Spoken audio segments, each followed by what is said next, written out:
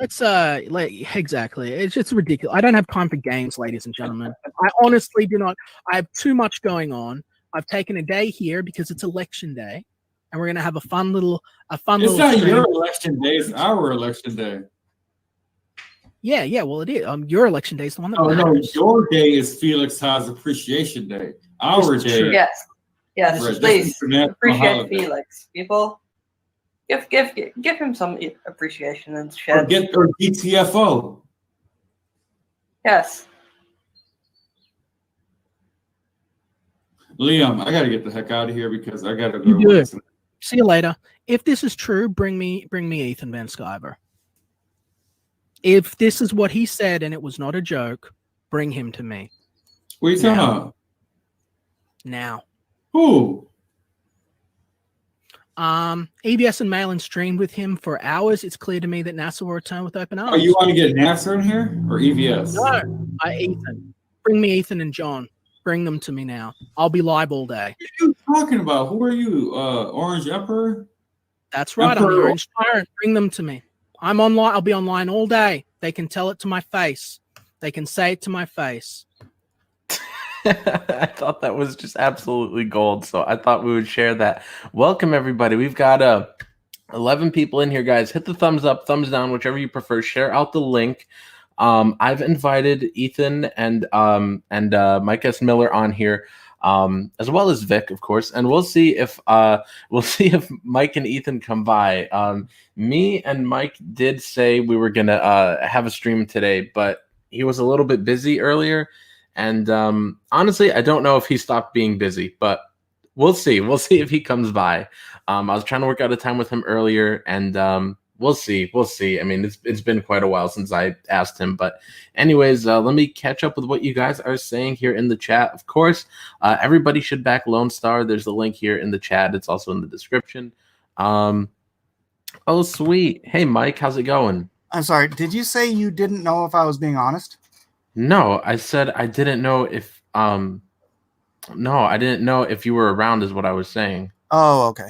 All right. Sorry, it was really quiet and that sounded like what you said, and I'm like, no, that's no, I said it. No, freaking in my crawl lately, and sorry to jump in here all. No, it had been a while since I asked you or something is what I said, something along those lines. But no, you've lately, and sorry, Nasser, you know I like you, but I love you lately, too, Mike. You've had these. You know, oh, I don't know if Mike was telling me the truth crap. I don't lie, dude. Wait, when did I say I didn't know if you were telling me the truth? I don't know. Last time you were on with some freaking, I don't know. It's probably Ethan. I don't know. I don't think I ever said that. I mean, those exact words didn't come out of your mouth, but oh, you know what it was? It was because of the thing with you losing your wrench or getting disappeared from the thing. Oh, well, I mean, yeah, I don't know. Like, I didn't know who had access to your channel. I thought it was you. Yeah. All right. Just presume. Anyways, I was being an idiot rather than that I'm that I'm lying. Okay. Oh boy, there's just no winning with Llama Gigante because he's asking me if I forgive the what are the Brits Creed couple is what he calls them, and I say sure, and then he says, so now that it benefits you, you forgive them. Like, what? I just don't understand what you want from me, man. Like, you know what? That was such a non-event. Right. I don't even remember. That's what I was even saying on the stream and here. Like, I don't even remember what all happened with them. It's old news. Yeah, yes, I forgive them. Are they even in this world? I mean, not like are they dead, but are they even in the sphere of all of this crap? I don't know. I've never even thought of them or seen them until he brought them up. Like, I don't know, like, what they're up to, but I forgive them. I have nothing to forgive. They did nothing against me. I don't know what. I don't know. I don't even remember the event. Honestly, it's like I don't know. It was something about them wanting to. All I remember about them was one of them approaching me and me going, "Who are you?" And that became a meme. Like, who are you? What? No, are you? I don't remember. They did something like they wanted to get on Ethan's channel, I think, and then they got mad they didn't get on, and then I think Ethan had them on, and that's really all I can remember. It's not even like anything that crazy. Yeah. I don't know why it's an issue. Lama Gigante, what's the bag, dude? What's the issue? Right, but Zach Richmond says, "Have you checked out Bric-a-Brac 2 on Indiegogo? You should. I definitely have." Yes, everyone, go and check out Bric-a-Brac. The first issue, I've read the first issue. It's really good. It's fun. It's fast paced. He slows it down for the second issue and gets into some character driven stuff. But it's those 2 issues you can get, I think, for like $26 for both of them signed. So yeah, if any wrench wants to put a link in the chat, go ahead, because I think he restarted the campaign a couple times. I have so. But Okay. Nasser, so I have like an old link. I'm sorry, I was busy doing like real life stuff, but you freaking you're good. Started this stream, and I was gonna take a shower first. So now I'm here. I'm disgusting, and you started the stream, so I'm like, all right, I'm not gonna leave him hanging for another 20 minutes. It's okay, Mike. Let's see. Lama Gigante says, "I'm not here to interrogate you. Best wishes." Well, it's all right, man. We got Gigadeath in the chat. Hello, dude. A guy from Red Bank. Hello. Gigadeath says, "Hail, Mike. Comicsgate loves you as much as you love Comicsgate." Oh boy, I did not. I did not. I have nothing. Half the time, I don't read these when I click on them. Okay, but I mean, but I don't know. It depends on the definition. What are you talking about? The idea, way back. No, that 2 no. years, This is whatever. the thing. Half of these. You know what? No, you know what I'll say. If Comicsgate is the people, then I love Comicsgate because I love everyone. Half of these I don't read right before I click them, but this one I saw the first part that said Comicsgate loves you, and so I just clicked on it, and then I didn't realize there was another sentence which says as much as you love Comicsgate. Put up P-Money's. P-Money said, yeah, it was nice to visit Mike's church today. I was looking for the YouTube channel to sub to. Is it just Growth Church? No, it's here, I'll get the link.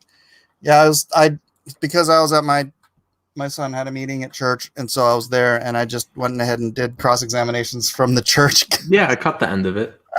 Yeah, that's right. And also, 7 of 9 puts the Bric-a-Brac link. Maybe we'll take a look at the campaign in a little bit, but and P Money's putting the link for Lone Star. I also have it in the description. P Money, I'm putting the link to my church. So if you guys want it. Their YouTube channel. Yeah, they only have a handful of videos up right now because they just... Oh, no, actually, there's quite a bit. Oh, never mind. But he just started promoting it, so... If you need a church and you're not going to church right now because of all this COVID garbage, join the virtual world of my church. So everybody go sub to Mike's church. Let's see. Guy from Red Bank says, "I like good content and I like everyone, and I can forgive Liam. It's just that it was funny when he said, 'Bring me Ethan.'" Yeah, Ethan Van Sciver. I started playing that at the start of each stream. So now when it starts, I pull that up and I play that couple minutes. Do you do the Kelsey one? No, just the regular one. Just the regular one, so we can see how crazy he is. He's like, "If this is true, bring me Ethan. Bring me Ethan Van Sciver." Ethan Van Sciver. Hey, did you see Kelsey posted the coloring process on the Kim Jong? I did see he posted that video, but I didn't watch it yet. Let's see. Is the colored cover on your campaign? You know what? It's not, and I honestly don't know why it's not. So I am going to fix that right now. All right. After it was. It's got even the little spot where. Oh, you know what else? I can also, for the first time, because I just got it. I just got the pencils for the Paolo Pantalina cover in too, so I can upload that. Give me 1 second while I go to the editor. All right. After the Kelsey cover and whichever the other one, the Kelsey's covers. Whatever the other cover you said was, whenever those are on the campaign, let me know. And you're getting this exclusive premiere, Nasser, because I was going to send this out to the mailing list before I sent it to anybody else. But since you're pushing me here, then I'll go ahead and make it a Nasser Rabadi exclusive. Let's see. We also got Ichthus in the chat. Nice to see you here, dude. He also says, "Whoa, I'm happy to see Mike on the stream. This is going to be a fun stream." Oh, totally. Might be. Let's see. Guy from Red Bank, I just subbed to your church, Mike. Yay! I will sub to them too. While you do that, let me get the YouTube tab open here, and I will let me see. I will open them up in a new tab, and I will give them a sub, Mike. There we go. I just subbed. Thanks. Where's the freaking final cover? Let's see. Will Mike's virtual church have a virtual potluck dinner? That's a good question. A virtual potluck dinner? Probably. I don't know. That actually does sound like something they do. All right, hold on. I need to download this image again. P Money says, "I'm here to interrogate. Does Nasser love Canada more than Mike? I don't like Canada." Nah. Jazz. Let's see, Mike. Gigadeath says, "Mike, let's let bygones be bygones. Reconnect with Comicsgate, and Comicsgate will reconnect with you for sure." I agree with him. Let's listen to Gigadeath, Mike. Can you just say I'm Comicsgate adjacent? No, you have to be CG. Why? There is no adjacent. Well, my understanding of CG is it's the fans, so I'm not a fan. Come on, Mike. What? Come on, you got to be CG again. Is that what this is about, Nasser? Because I'm not going to sit here for however long we're doing this and doing that. Oh, I mean, I don't know. I don't know. The only topic on here was, well, I mean, there wasn't much of a topic. I just put Smiller in the title because I knew you were going to be on, put the usual stuff in the title. No, we could talk about whatever, man. We could just talk about Lone Star. We could talk about whatever, but it looks like the chat really wants you back. All right, hold on a second. And no, just keep talking while I do this. Okay, sorry, you were saying "and." I thought you were about to tell me like "and" it's live. live. No, and I'm looking for this thing on the thing with the stuff. So, all right, guys, we got 34 people in here. Hit the thumbs up or thumbs down, whichever you prefer. And since Mike's taking forever to update his campaign, I will just taking forever. Smart guy. Jeez, I will just shield my own books. Oh my gosh, you're the worst host on the face of the planet. I am not the worst host. You're just dragging. But anyways, guys. Here. Let me share my screen. Let's see. Eric Hawkins says, "Don't fall for it, Mike." Let's see. Be nice, Mike. Fat people are supposed to be jolly, says Bianca fights the zombies. I swear, one of these days, Bianca, you're going to say that. I'm going to pull up my shirt and show you my rippled abs, and you're going to be like, "Oh my gosh." Boy. Let's see. We got Rebel Gaming in the chat. Nice to see you here, dude. All right. Let's see. All right. So here's the final Kim Jong-gi colors by the great Kelsey Shannon. The great Kim Jong-gi and the great Kelsey Shannon. The okay Kelsey Shannon. Oh, stop it. Yeah, and you can all go to Kelsey's channel and check out his coloring of this. He uploaded the process video today. He's going to do another version later where he actually talks over it and explains why he made the decisions he did. And then here, for the first time, the unveiling, the Paolo Pantalina cover. Oh, that looks really good. Right? He's coloring it right now. So Paolo is an old friend of mine from 20 years ago, something like that. And we're finally working together on something. So, Mike, is this really the final issue, or is there going to be an issue 4? Well, it's not the last Lone Star I'll ever do, but it's the third book of this trilogy. Okay, so is each arc going to be a trilogy then? That's what I'm planning on doing. So that way we can have nice, meaty, hard-bound trade paperbacks afterwards. So in the so after this campaign, are you going to jump to another property then? I know some people the other day were saying, oh my goodness, I forgot the name of it. I think it was like you called it Nuclear Family or something was the name of your book. Oh, Atomic Family. Yeah. Are you gonna? Some people were asking you about that the other day. Are you gonna jump over to that one or? No, I have another artist for Atomic Family, and I don't really think.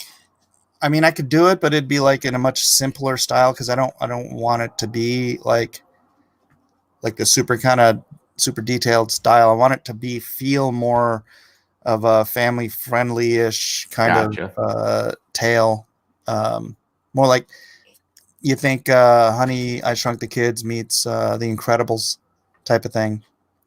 So when do you think people could expect that one though? Because that's actually one I was also looking forward to. I don't know. The the funding issue, because I was hiring someone else to do the art. Yeah, that's gonna slow me down. So we'll see how the rest of this year goes with Monster Hunt 2, Let's Get Kraken, and with the Shadiversity project, and then I'll reassess next year. Okay. Let me see. I'm gonna catch up a little bit in the chat. Let's see. That's the cover I got. Kim Jong-gi, baby, says Zach Richmond. Kim Jong-gi. That might be the cover I get when I get around to backing it. Yeah. I still haven't read issue 2. I only read the first one. I have the second one. I just haven't read it. Why haven't you read it? I don't know. It's just been like chilling in a stack of comics I need to read, but I've got such a big to read list. Like as soon as I get stuff in, it's automatically replaced. I'm gonna do something for everybody here that I was gonna do for my mailing list, but because you're here, if you're here, and if you have not read Lone Star 1, I'm gonna put the PDF for the first book in the chat, so everyone can have the PDF for free. Hold on a second. That's pretty cool. I am pretty cool. Jason says, Mike S. Miller and Nasser, what is happening? Oh, I don't know what that's supposed to mean, man. I said, I don't want to have any beefs with anybody. Well, I don't know. I don't know why this is surprising. It's not like you've been on my channel. Right. It's not like I denounced you. I said on Ethan's stream last night, like I'm still, cool with Mike. I'm not out here just severing friendships, contrary to popular belief. Right. All right, and this is going to be the Lone Star that has the Brando backup. So share. Hold on a second. Sorry, this stuff takes me a second. Oh no, there was a problem with this request. Don't problem request me, mister. Jason says, up is down, dogs with cats, Mike and Nasser. I don't understand what's so funny about that. I don't know what's happening here. Hold on. Let me see. What else can I do here? I don't want to share with Dropbox. Share with Dropbox. That's what I want. Wow, it won't let me share just that file for some reason. Oh man, that's whack. No, it's probably because it's in a shared folder with the other 2 books, Monster Hunt and Lone Star 2, and it doesn't want me to split it up. There's a question here from Lock It Up Anxious. Did you pay Kim? Kim Jong-gi?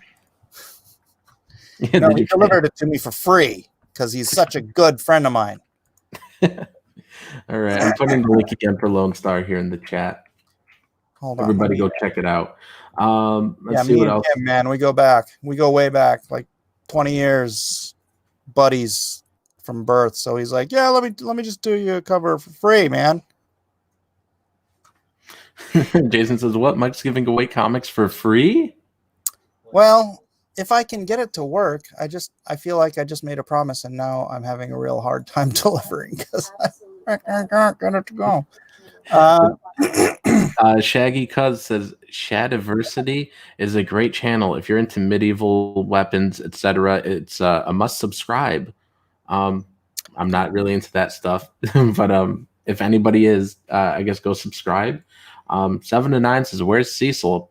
I'm the last person on earth who'd know, honestly.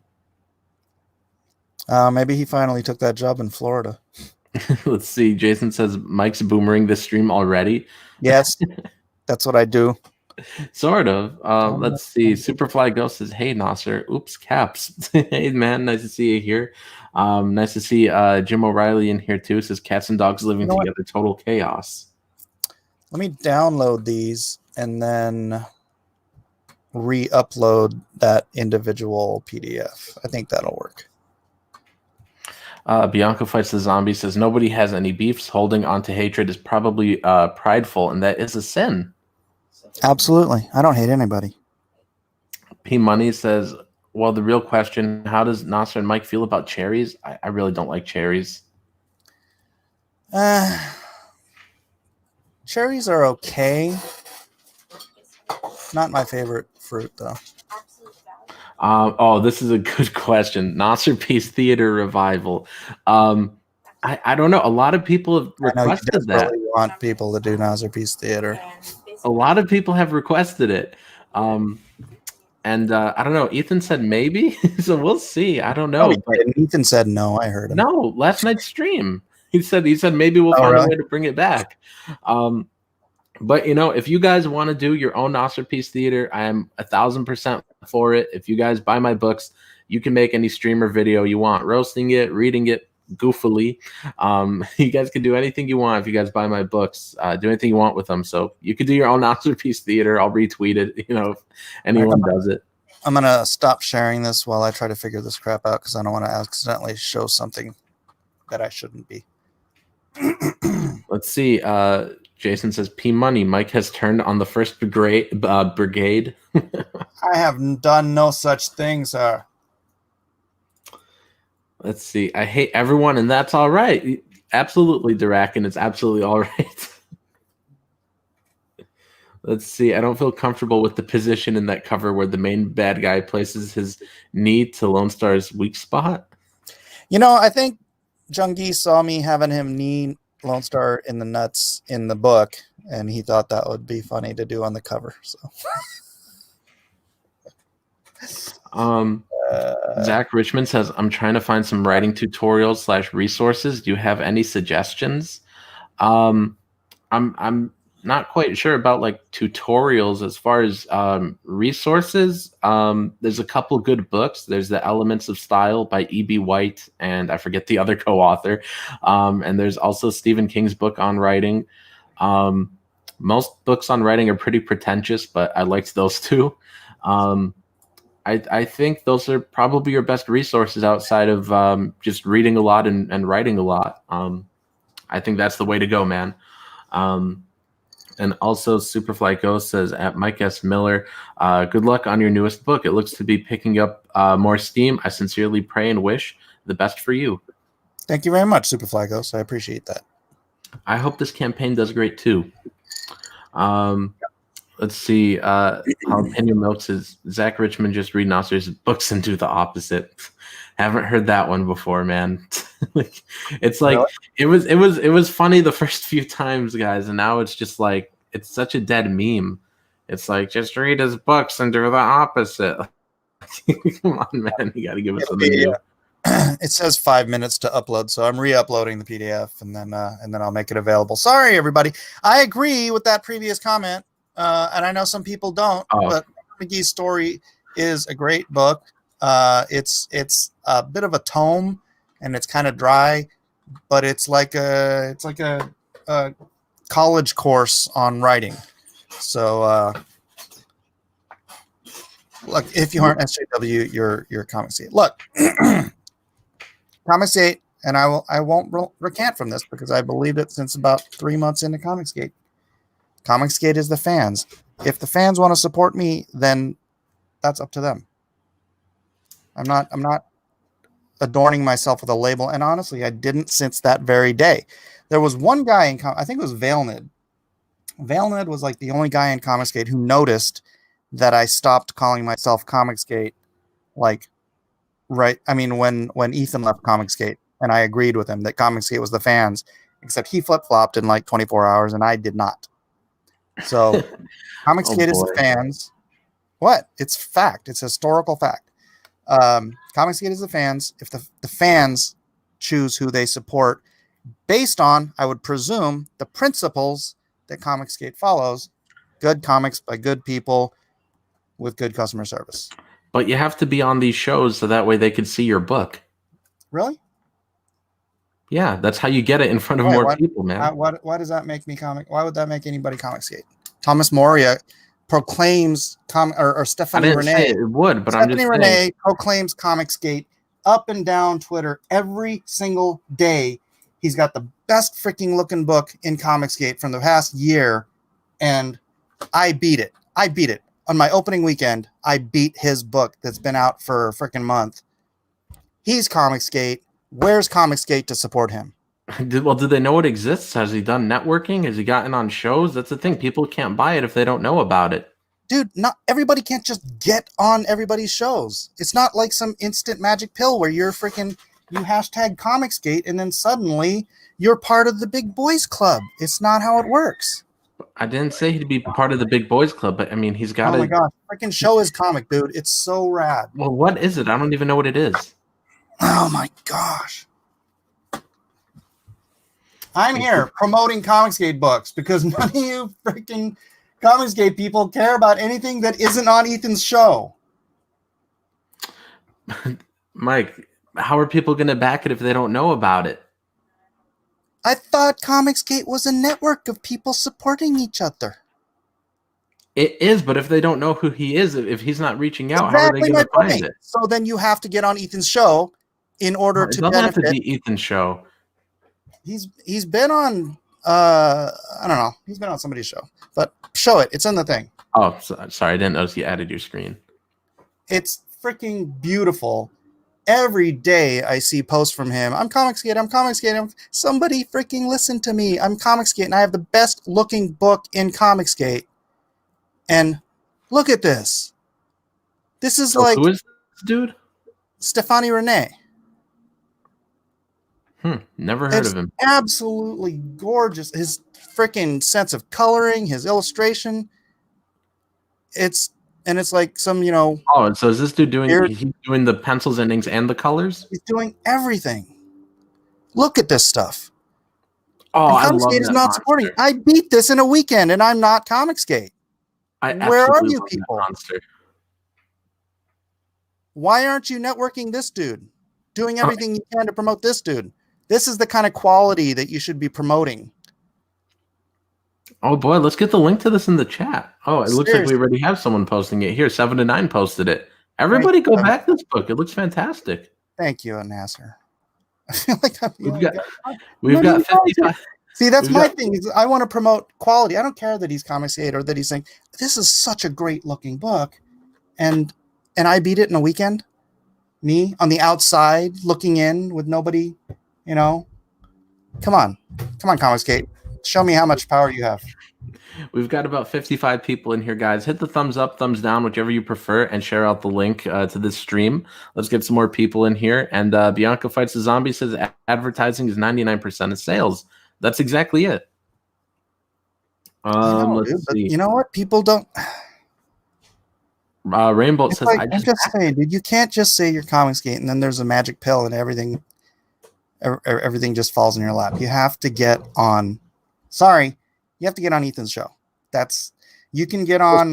You can get on Raging Golden Eagle. You can get on Raging Golden Eagle. Thank you, Rainbow. Thank you. You can get on Raging Golden Eagle, and have a nice bump up. But that's not the same thing as being a guy on. Why doesn't Nasser have that guy on his channel? Because I don't know him. I've never heard of him till now. Exactly. There you go. Let's go back up. Honestly, I can't abide this dude not having 50. This guy should have $50,000 right now.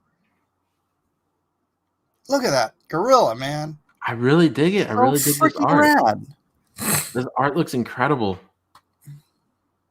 How much is this book? Scroll up. I want to see these tiers. $25 for the graphic novel. Yep. How much has he raised? He just beat 13,000. Although, let's see what your audience, Nasser Rabadi's Comicsgate audience, can do in this short amount of time. 13,082 to 1341. So awesome. Thank you. Let's see. I back CG books and books from those who aren't CG. If it's good, yeah, same here. Good. And that, honestly, I mean, I understand the whole make mine Marvel, I prefer. But if you're only going to buy stuff from one company, it's like I was a make mine Marvel kid too, but I still bought Man of Steel. I bought Teen Titans. I bought mainly Marvel. But when the really good stuff from DC came out, I would pick that up too. I'd even pick up rare. I'd even pick up some of the independent stuff back then. The whole concept of CG should be about good comics by good people and good customer service. It shouldn't matter if they wear a freaking badge. I think that's exactly what it is, though. It's just people buying good comics. That'd be great. Like Lone Star, and everybody should go back it. It's here in the chat, also in the description. Thanks. I'm curious to see if it went up, Mike. Can we check Lone Star? Wait. Somebody said Thomas Moria has been featured on what? What was that? Has been featured on Ethan's. Oh, it has? What, like just once? I guess so. When he says featured, I mean, it sounds like maybe they looked at it for a few minutes, or maybe it got a shout out or something. Yeah, but dude, this thing needs a push. It should be $50,000 right now. It kind of drives me nuts. Yeah, everybody go spread the word about this. I see Jason's spamming the link here in the chat to this book. Everybody go check it out. It looks great. Superfly Ghost says Thomas Moria has been featured on Ethan's channel no less than 3 times. He can promote the book, and if people decide not to get it, that's not Ethan's fault. Plus, the author only speaks Portuguese. Really? Well, maybe we could have Anna translate for. He should go on with Anna. Wait, does she speak Portuguese? I don't know. She is Portuguese. I don't know if she speaks it. I think she might. Yeah, I got no clue. Yeah, that does make things a little bit, impossible if there's no translator there for him. So I don't know. Look, how well did Starblades do? So that's kind of the case in point that you don't have to be on the stream talking to people, right? In order to get well promoted. And I don't know what the solution is, man. I'm not the smartest guy on earth, but I just know when it just hurts me when I see a really excellent project just sit there. Right. It took me 4 days to beat this guy, and I don't want to. Or like Secret Comics Presents that should have had like 40 grand. Yeah, sure. What do you mean? Yeah, sure. No, Secret Comics Presents definitely should have funded and then some. So, yeah. Right. We got to get Jason paid. Thomas Frost says, "Take the visibility, Mike." Look, I'm gonna take my time here on Nasser's channel, Nasser's Comicsgate channel, to promote a Comicsgate project. Thomas Moria deserves to be better than $13,041. He's only got 14 days left, and I think he's already extended. So 709 says, I tried to promote Secret Comics. 709, you said the other day that you're not backing me anymore because I said I didn't want Ethan fans. That's a misunderstanding of what I said, and I actually, even though I am a stubborn mule, someone came to me in private and said, look, it doesn't matter if we misunderstood. The perception is what matters. And people, obviously like you and like this other guy, perceived that I told you to piss off. I did not, and I apologized for it. I'll apologize here again, since clearly you didn't see it on my Twitter feed, even though I had that pinned for about 6 months of apology for that tweet. I want everyone who actually likes my work to back my work. I don't care if you're fans of Ethan. God bless you if you are. You can be fans of all kinds of people. It doesn't matter. But yeah, that was my intention, was not to get rid of people just because they like Ethan. That was hounded into the ground too. But Kevin B says Ethan doesn't push people he doesn't know like he used to. Too many holes in the back, Brutus. Yeah, especially because a lot of people, try and make him answer for a lot of those campaigns when people like Critias, just blow through the money, or Andrew Huerta or Donald DeLay, who offered like the fakest of updates today. Like he didn't. It's not even an update. It's like someone pointed this out on Kiwi Farms. But I'm going to share my screen real quick. So I think it kicked yours out, but. Here in the comments, I called him out on this a couple times that like he left all our backers hanging, like he wasn't replying to their comments. And like I said this on my last stream, and then suddenly like he heard it, and then you can see like 10 hours ago, like he started to reply to people because I said he was ignoring them all. But like he gave like the fakest of fake updates. Why couldn't he just give a real update? He gives a comment here. He's like, "Hi everyone, I understand your concerns and wanted to let you know there will be another update coming this week. I'm so sorry for the confusion. Just hang in there a tiny bit longer." What is this? We've been hanging in a tiny bit longer for over 2 years now. What is this? Why does he post this in the comments? He could comment this, but couldn't just go to updates and then just type, what exactly happened? Like, what is this? No one's happy with this, Donald. No one's happy to go, months being ignored. And he only replies when I finally call him out on it that he leaves all our backers hanging. Look, this dude, he doesn't even give him a straight answer. He just is being so passive aggressive when this dude's like saying that like you don't have an email on display and blah blah, and I can't send you a DM. And he's like, that's confusing because Indiegogo allows you to email me from your contribution page. My email is listed on my YouTube channel about page, and my DMs are open to everyone on Twitter, whether you follow me or not. Like, you couldn't just say sorry about that. Let me take care of it. I don't understand why he's got to be such a jerk to our backers. Like, these people gave you 39,000. You stole from them. And why don't you? It's entirely possible that Donald isn't the one responding, and that perhaps it's his ex-wife's boyfriend. maybe. Oh boy, I'm gonna stop my screen share. Let's see what else is going on in the chat, because Jason had a really good comment here where he said Secret Comics Presents definitely should have made 50,000 based on the I think so too. Yes. Over time, Let's see. Superfly Ghost says, at Mike S. Miller, I think it's really great that you're pushing the Thomas how do you say it? Moria. Moria book. I wish this author didn't have so many hurdles in front of him. It's hard to be. I think he can speak English, but he's probably just like super shy about it because he's probably not very good at it. Look, like what's his face? Kenneth, right? Dude, when I first met Kenneth, I could barely understand him. His English was so just his accent was so thick. But I think he's been living here for a while, and so he's gotten better at it. And then the last time I saw him was at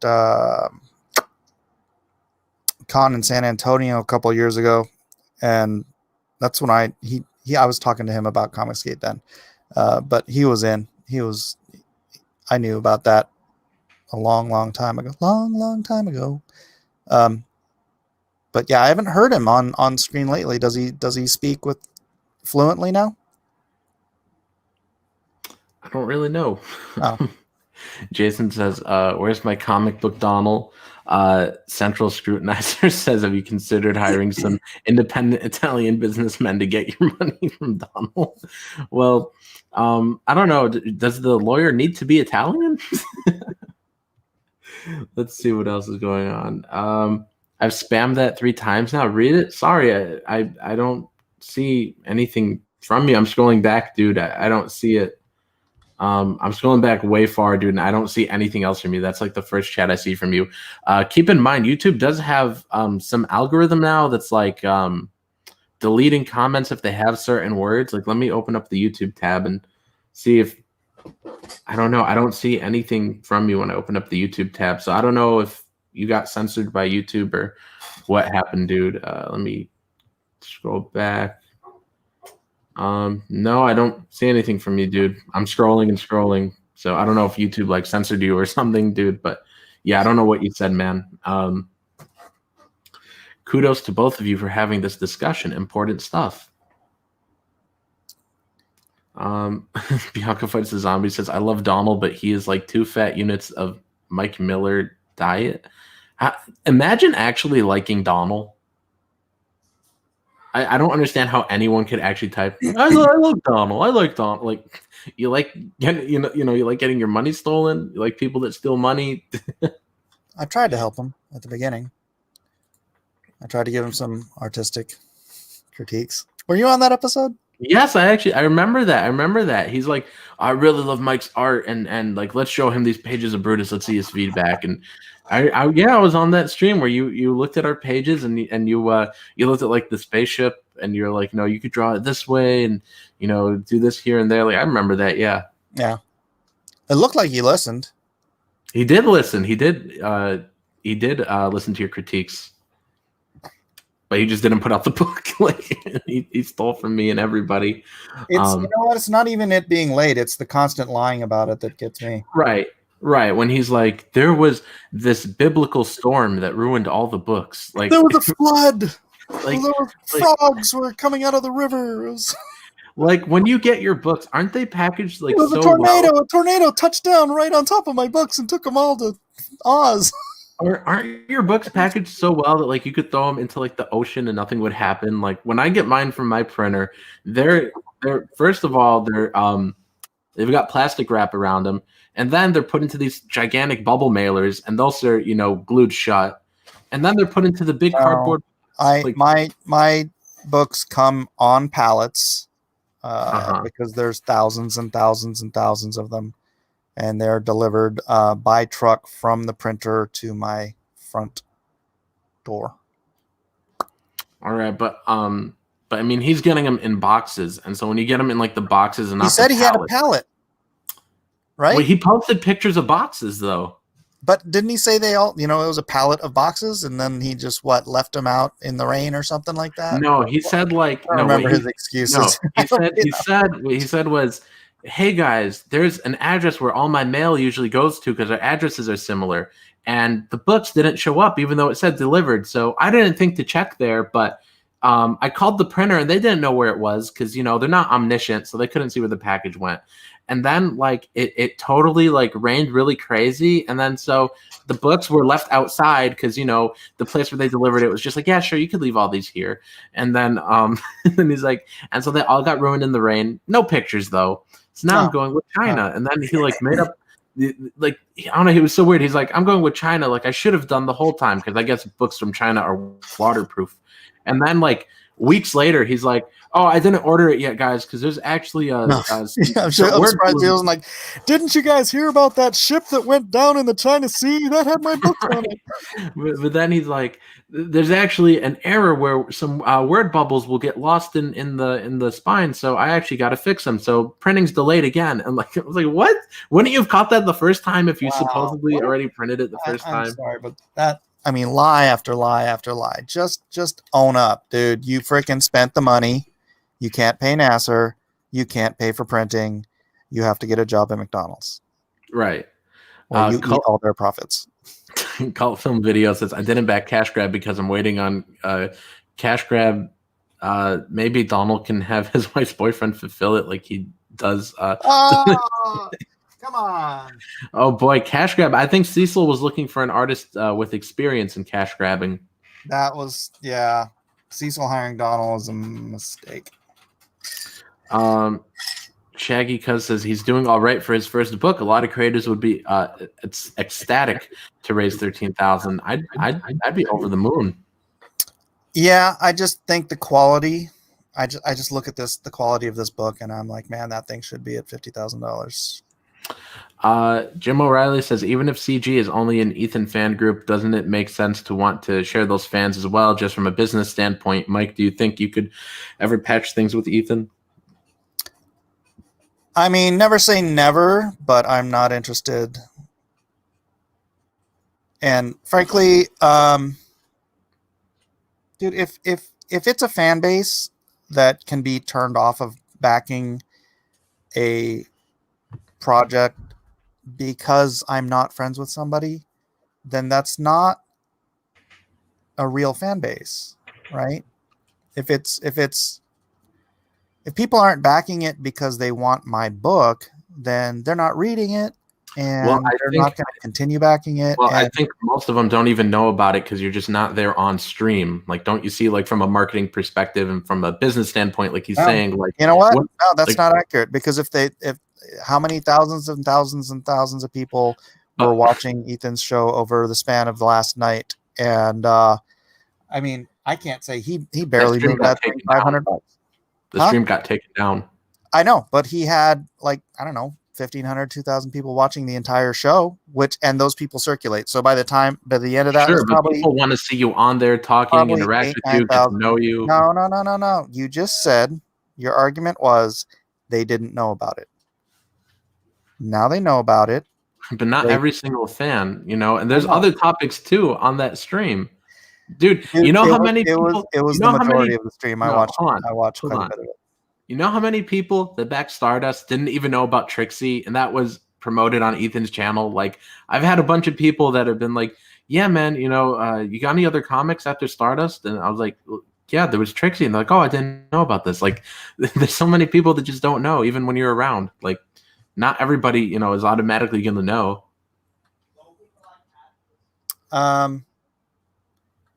Well, I have all these people on my mailing list too, and I can tell you exactly how many of them opened the email. Sure. I mean, you're always going to get more opens, though, and more people that see it than actually back it. I mean, Secret Comics Presents, my newsletter got, I think, 300 maybe opens when I sent out that initial newsletter on launch. And okay, Nasser, from 1 to 2, I had people buying on the first day, and I was not on Ethan's channel. It was through my channel, and it was through my mailing list. And I had, what did I do? $30,000-$40,000 the first day? Something like that. So your arguments don't hold water. People know, but because they're not really my fans, they didn't back. Let's see. Jalapeno Milk says, has Mike ever decided to even go as far to look more like Lone Star? What? I think there's a typo in there somewhere. I hope so. I don't know much about Donald, but his art is solid, says Shaggy Cuz. Well, he stole all the money from the campaign from me and all our backers. Nobody got their books. Rock and Roll says, to be fair, if you're really looking for books that are by creators you like, who share your principles and merit, then you go out of your way to find them, not waiting for a big show to see it. There, it finally went through. Yeah, I don't know why that was being censored, whatever, why it didn't go through, but now it went through, man. Has he ever given you the total cost of production, Nasser, or is that the key problem? Yeah, he's not telling me any of it. And he tried to say that, like, oh, if I tell you it, then you have to give me your half of Brutus's copyright. So he's just trying to hang it over my head. He's doing things and giving me really illegal offers. Like, he just further incriminates himself every time he speaks. P Money says Mike's books have burrito crumbs in them. Alrighty then. I don't know if there's some joke I'm missing. I eat on stream. I guess so. Shaggy Cuss says every book I've gotten from Mike has arrived in perfect condition. Same here. I think I've gotten 3 books from you. I didn't pick Maga 7, but Lone Star and Lone Star 2 and Monster Hunt, they all arrived in really great condition. Let's see. One Kick Nasser, he sucks. Okay. Let's see. That's a lot of work for 13,000. Yeah, is it Moria? Talking about Thomas Moria? Yeah, but I mean, is it? I mean, it's 48. Yeah, it is. Well, dude, because you're a writer, you don't understand how long it takes to pencil, ink, color. Those are 3 full-time jobs. Yeah, but I mean, he's going to get most of that money. I mean, he's not paying people. Nasser, divide up 3 full-time jobs by $13,000 and tell me how much that is if you have to do an entire book. First of all, I don't know how fast he works. He could get that done in a day. There are people that could pencil, ink, and color all in a day. Second of all, that's not the total he's ending with. He could get more. There's a couple weeks left. But he's still going to get more than most people do. And first of all, it's his first book, isn't it? With styles like Doug TenNapel or Donald DeLay could pencil, ink, and color a page a day. That Thomas Moria's book is extremely detailed and some of the best coloring I've seen in comic books. Possibly the best coloring I've seen in Comicsgate. And yeah, that includes Kyle Ritter. It's his first book. No, not everybody's going to make a fortune. He's doing 3 full-time jobs. I'm just saying, $13,000 for 3 full-time jobs on a 48-page book. That's less. He could work at McDonald's to make more. I mean, that's a fair point. He could make more at McDonald's, but I mean, you're not guaranteed anything on your books, you know? No, you're not. I mean, I've put out 5 books on Amazon that everybody should buy, please, and they're all in the negative, you know? I haven't made any money on those. Sometimes you're just not going to make money. Sometimes you're going to make some, but not as much as you'd like. It just depends, I guess. Cecil says no one will ever get cash grab. I'm hearing an echo. Is that coming from... Do you have the stream open? Yeah, mute me. See if it goes away. Okay, I just muted you. Yeah, it went away. I don't hear the echo anymore. I don't wear headphones. Oh well. Now I'm hearing this echo. It may go away. Mike, you literally told people unsub from your channel. I was there. Says, yeah, I know. We just covered that. Do I have to cover it every 10 seconds or 10 minutes? I guess so. Jalapeno milk for 99 cents sends a super sticker. I can't see what the sticker actually is in StreamYard. Okay, it's a poop emoji. I checked in YouTube. Jalapeno milk always sends poop emojis. So. Stupendous 989 says, I sent my link from the email to people that I knew wanted it for Lone Star, not my cup of tea, but I gave it to someone that would buy. Word of mouth is number 1. Thank you. I appreciate that. And you're right. Word of mouth is number 1. Word of mouth is really the best marketing. Yeah. P Money says, even though Mike and Ethan have collaborated, they also have competing comic/company. Sometimes for competitors, it's best for the owners of said company to walk away from each other. Well, nobody has to fail for you to succeed. You know, it's not like, oh no, we got to get away from this dude and do, better than him. Ethan seemed to invest about a year of his life into making me fail. So let's see. Secret Comics was such a disappointment. I was a backer. Thanks, Christopher C. We're going to relaunch eventually, probably early next year, if I had to guess. We just don't have an exact launch date in mind. But it's coming. Let's see. Nasser does have a point, because if you were just a person that they maybe caught only an hour of Ethan's stream, they would have missed one of the few times that he did mention your book. One of the few times. Did you not watch that stream? The first half of it was all about me, and then they just dipped in and out of it at the end. Let's see. He also says there's a reason that marketing campaigns hammer stuff into our heads is because people's attention spans are all over the place. You can have a commercial play right in front of your face and miss it. There's also something I heard somewhere where somebody said you have to see a commercial or some advertisement 7 times. So that was the first time, Mike. People got to see you see it on Ethan's stream 6 more times, I guess. Let's see. People miss books all the time. I missed out on Alejandro Mirabal's Long Harbor, and I've regretted it badly.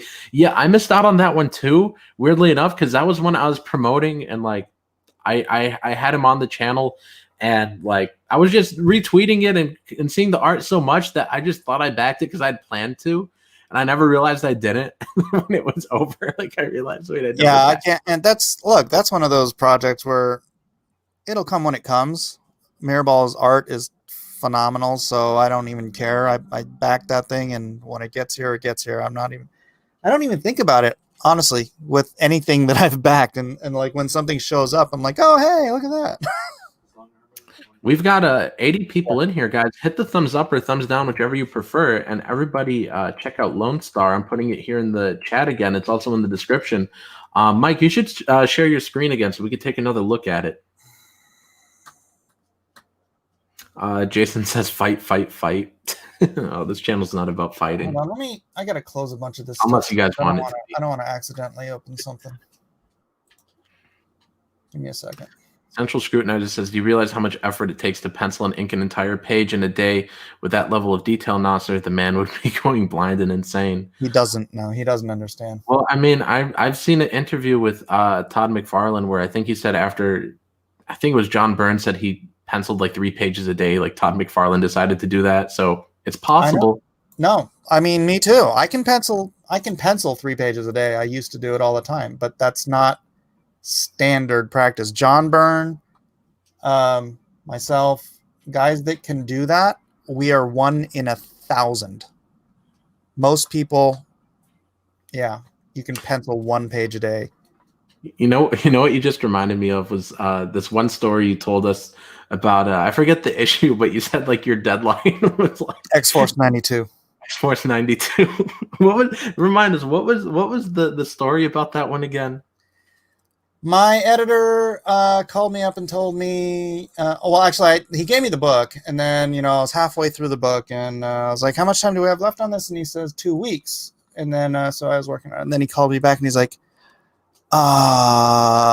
we have 2 days. I'm going to split up the book and get it done. And I'm like, nope, I'll do it. So I penciled the second half, which is 11 pages, in 48 hours. Oh, man, that is crazy. Let's see. Jason says, dang, better than Kyle Ritter? Yep. That's a tough one. No, Kyle's good, but he tends to be very stylistic with certain stuff. He's got a great sense of color, but Moria's rendering, I think, is superior. All right, share screen. Jason says, Mike told me to unsub, but I didn't listen because I do what I want. You stubborn old man. Shaggy Cut says, good stream, Nasser. Well, thanks, man. All right. Scroll down. Let's see that the Kelsey covers again. All right. Kelsey Shannon over at Kim Jung-gi, industry legend. Legend. Kim Jung-gi. That looks really fantastic, guys. Everybody go get this cover. That's the one I'm gonna get. Yeah. And then on your way out the door, on the add-on section, you can get the black and white variant. It's just the art, no, like the Virgin variants from the first. Is the black and white one only an add-on? Yep.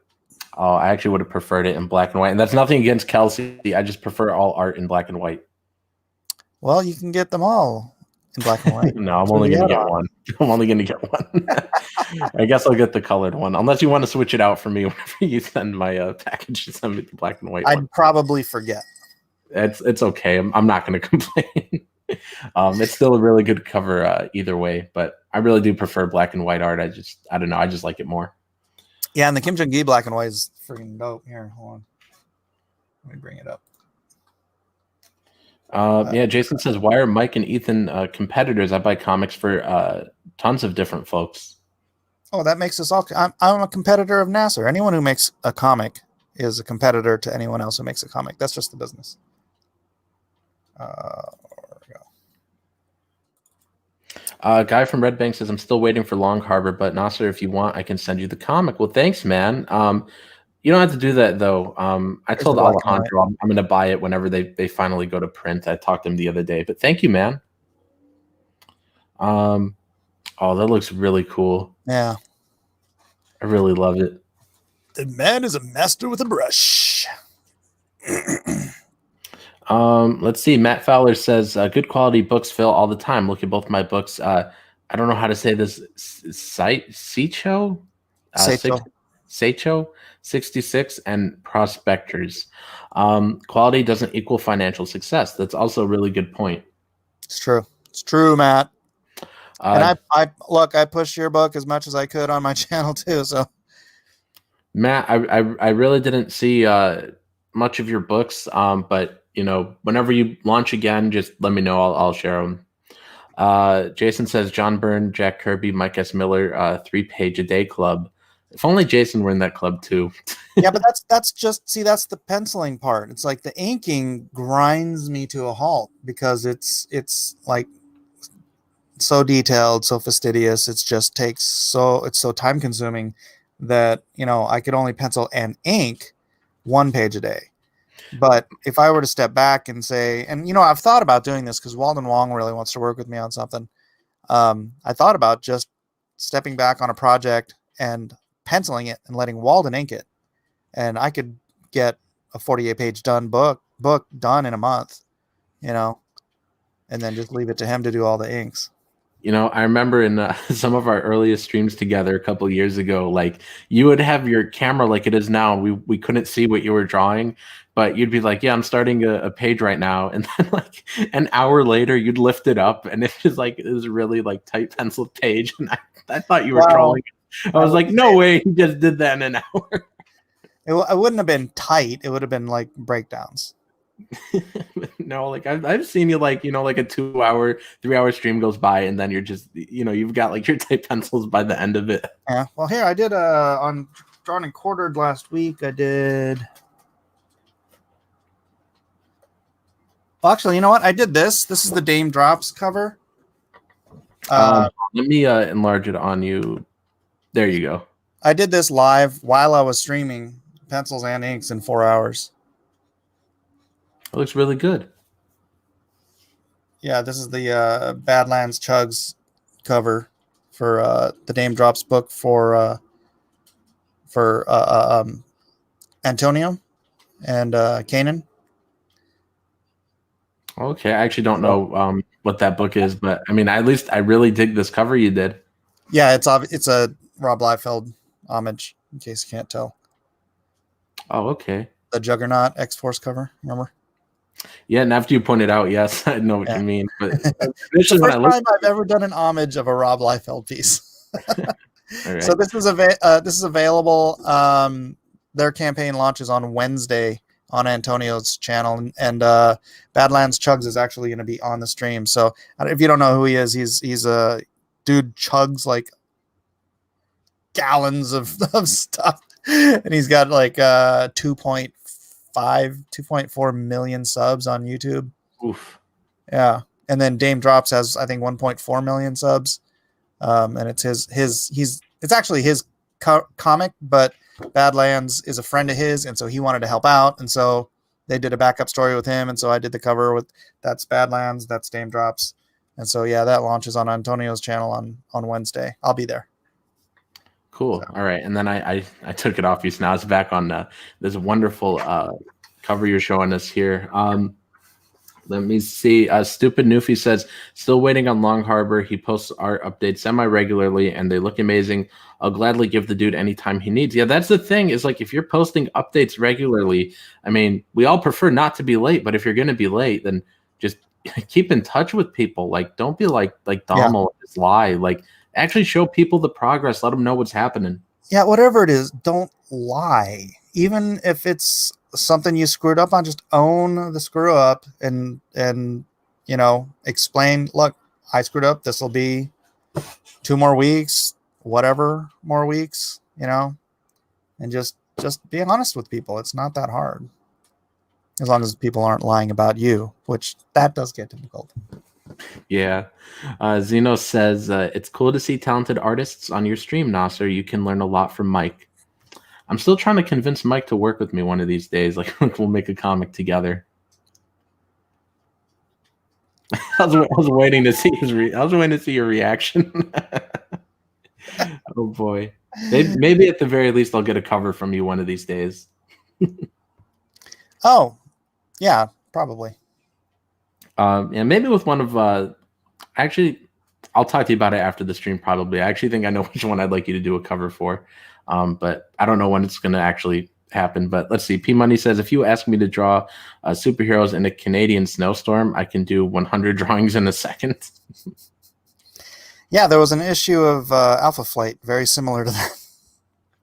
It was Snowbird in a snowstorm, so it was almost exclusively white pages. 7 of 9 says hit the thumbs down button. You guys could hit either one, whichever one you prefer. 73 of you in here, hit either one. Share out the link to the stream. Let's see what we're at. We're at 23 thumbs up and 7 down, so that's not so bad. Let's see. Jim O'Reilly says, anyone who can pencil, ink, and color a page a day in that detail is a savant.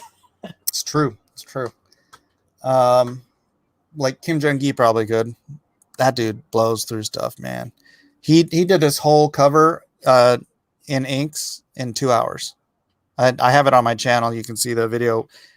Kelsey was there. Who else was there? We had some artists there watching. Elliot was there. But yeah, we just watched in amazement as this thing came to life on our channel on the video.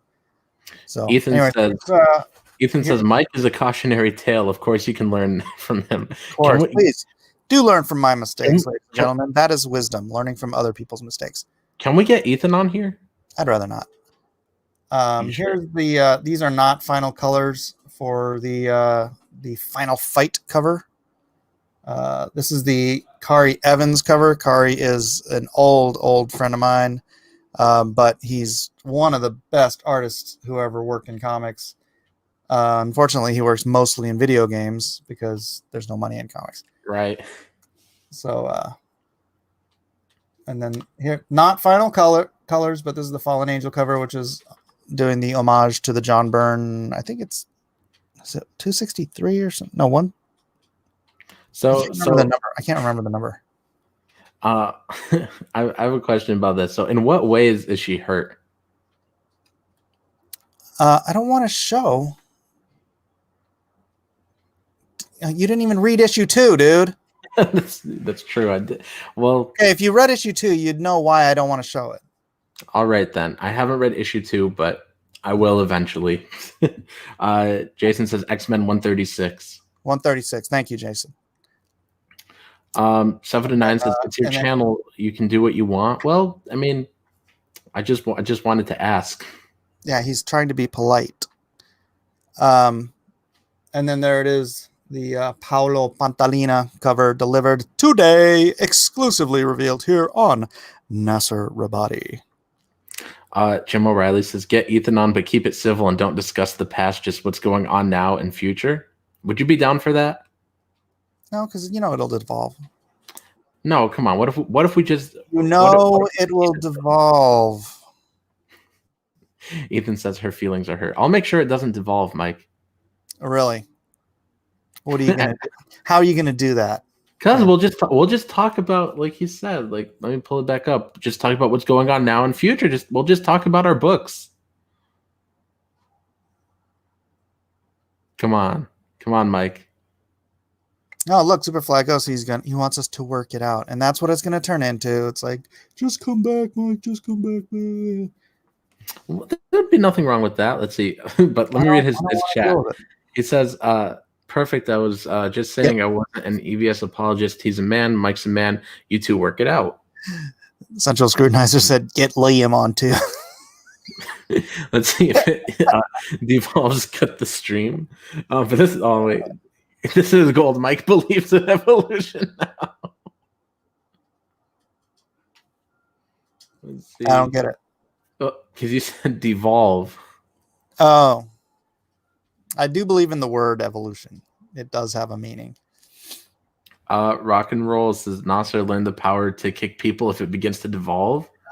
Come on, guys. It's not gonna devolve. I'd love to get Ethan on here. But this was, you said you wanted to have a stream with me. I am having a stream with you, but I'm saying it would be cool to have both of you guys on here. I get enough of watching you kiss Ethan's ass on his show. That's never happened. I'm just being a good guest. Leave me alone now. Get Liam and EVS on, and let's have the ultimate blood sport. That would be interesting. Somebody else has to send Liam the link, though. He blocked me. I have no way to send it to him. No, Matt Fowler, this is an homage to the Liam. Wait, what are you saying? It's not Leon Francis. Now you've freaking messed me up, and I can't even remember his name. Lionel. Laniel. Ugh. Laniel Francis Yu. It's an homage to his cover, so Paolo's a big fan. I don't know what this is referring to. You guys should learn from the example set by Mecca and testify and Mike stream and talk civilly. I don't.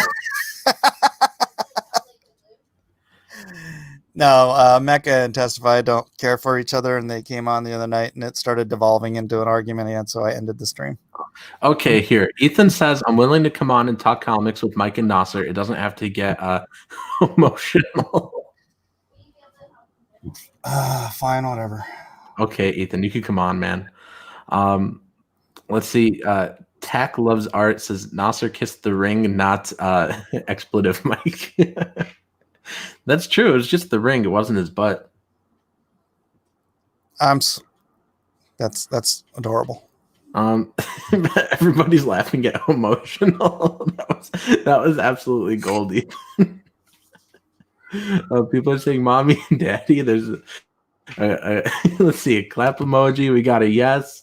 Runs to get popcorn. Oh boy. Ethan, did I send you the link? I think I did. Ethan, let me know if you need it. I think I sent it to you.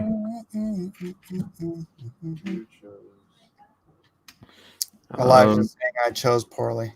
Let's see. Way to go, Mike. Now I will back Lone Star 3. Kidding. Come on. Don't kid with him. I think everybody should back it.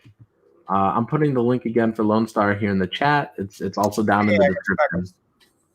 What was that? Said I got 2 backers. Look at Bitcoin, dude. You're gonna say look at Bitcoin, and I'm just gonna have like no idea like anything. Like that number could say anything, and I have no clue if it's good or bad. Let's do the 12-hour chart. How's it looking? It has had a hell of a month. It's up like 47% this month. So we've got. I'd invested in it. I didn't. I didn't know Mike was always turned out to be right. I know. I probably would have. Yeah. It was down to like $5,000. Oh, dude, it dropped to 3,800. I didn't see that. Should have bought it then. Should have bought as much as you possibly could have afforded, because right now you'd have, what is that? 38. You'd have quadrupled your money. Superfly Ghost for $2. Thank you very much. Says you get some money for brokering peace. Good job.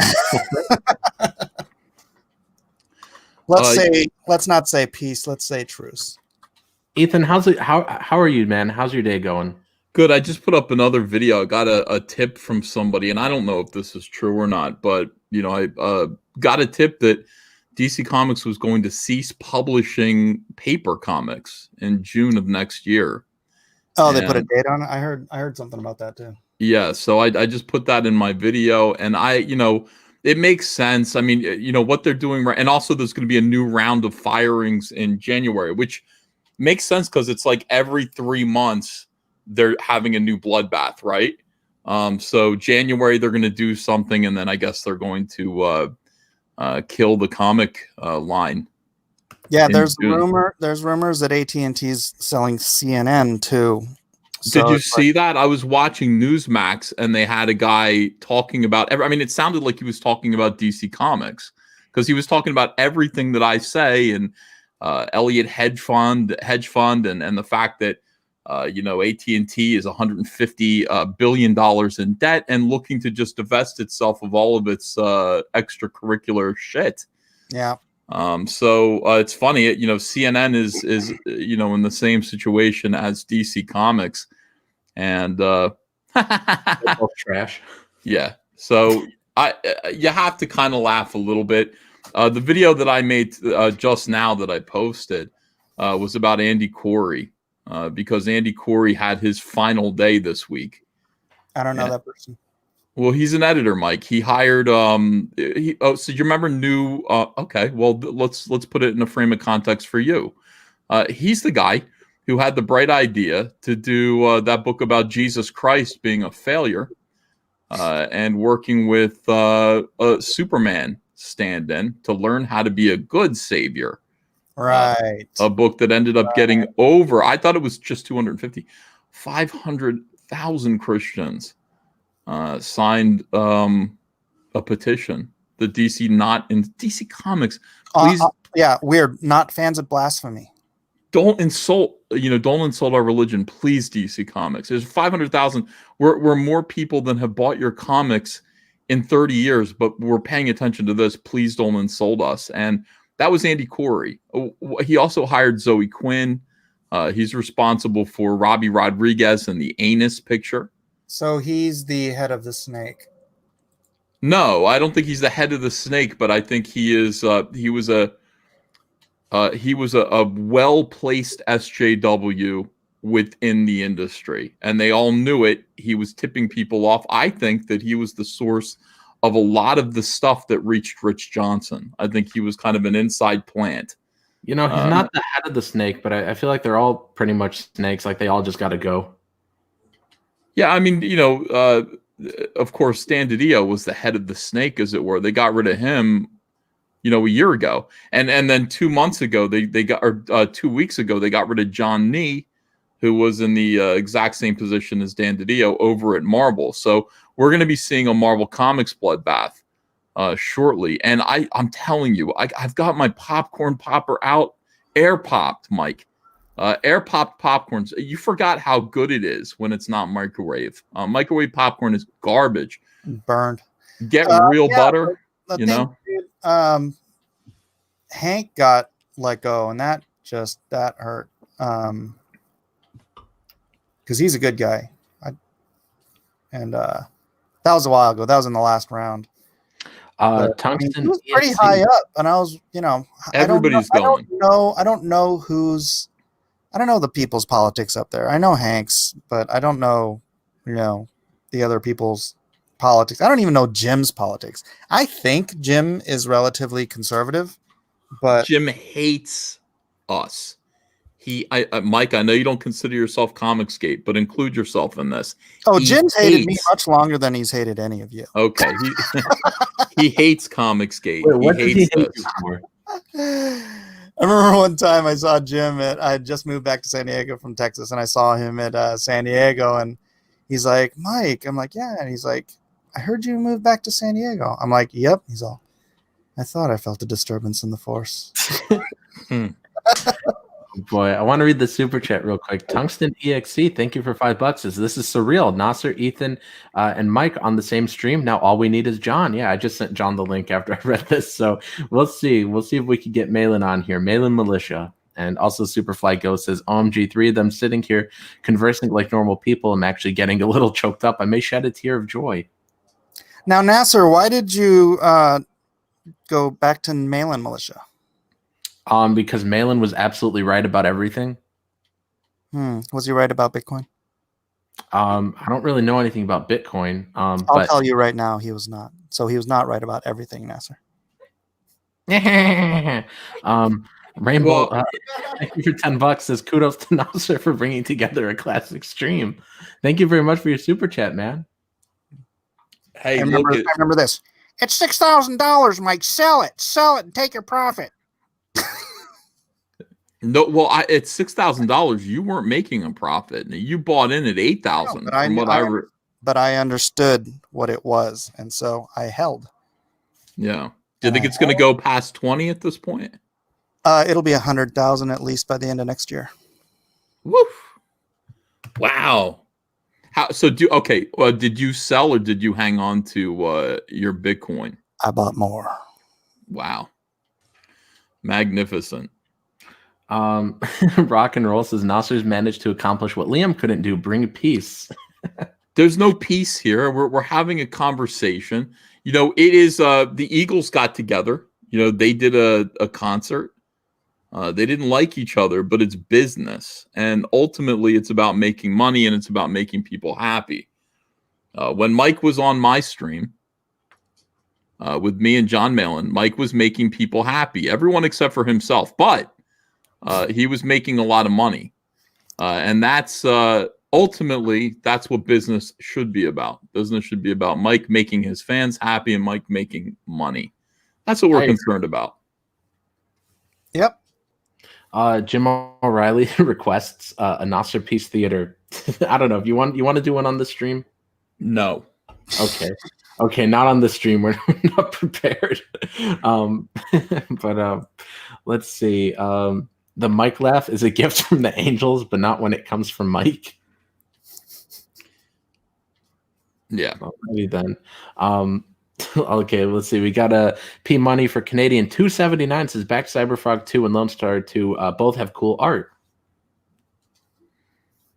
Yeah, thank you very much. We've been promoting Lone Star 3, Mind of the Monster, on my channel. I saw that. Appreciate that. Yeah, trying to get Mike funded. Now, people were like, well, if you really wanted Mike to succeed, you could promote it on your show. And I said, I don't think that that's true. I think I do need Mike there. I remember Mike a bunch of times when we were trying to get the Meg funded. Mike saying, promote my book. And I'm like, I can't promote your book without you, dude. You've got to actually be there to get your book funded and get it promoted. I don't want to rehash history.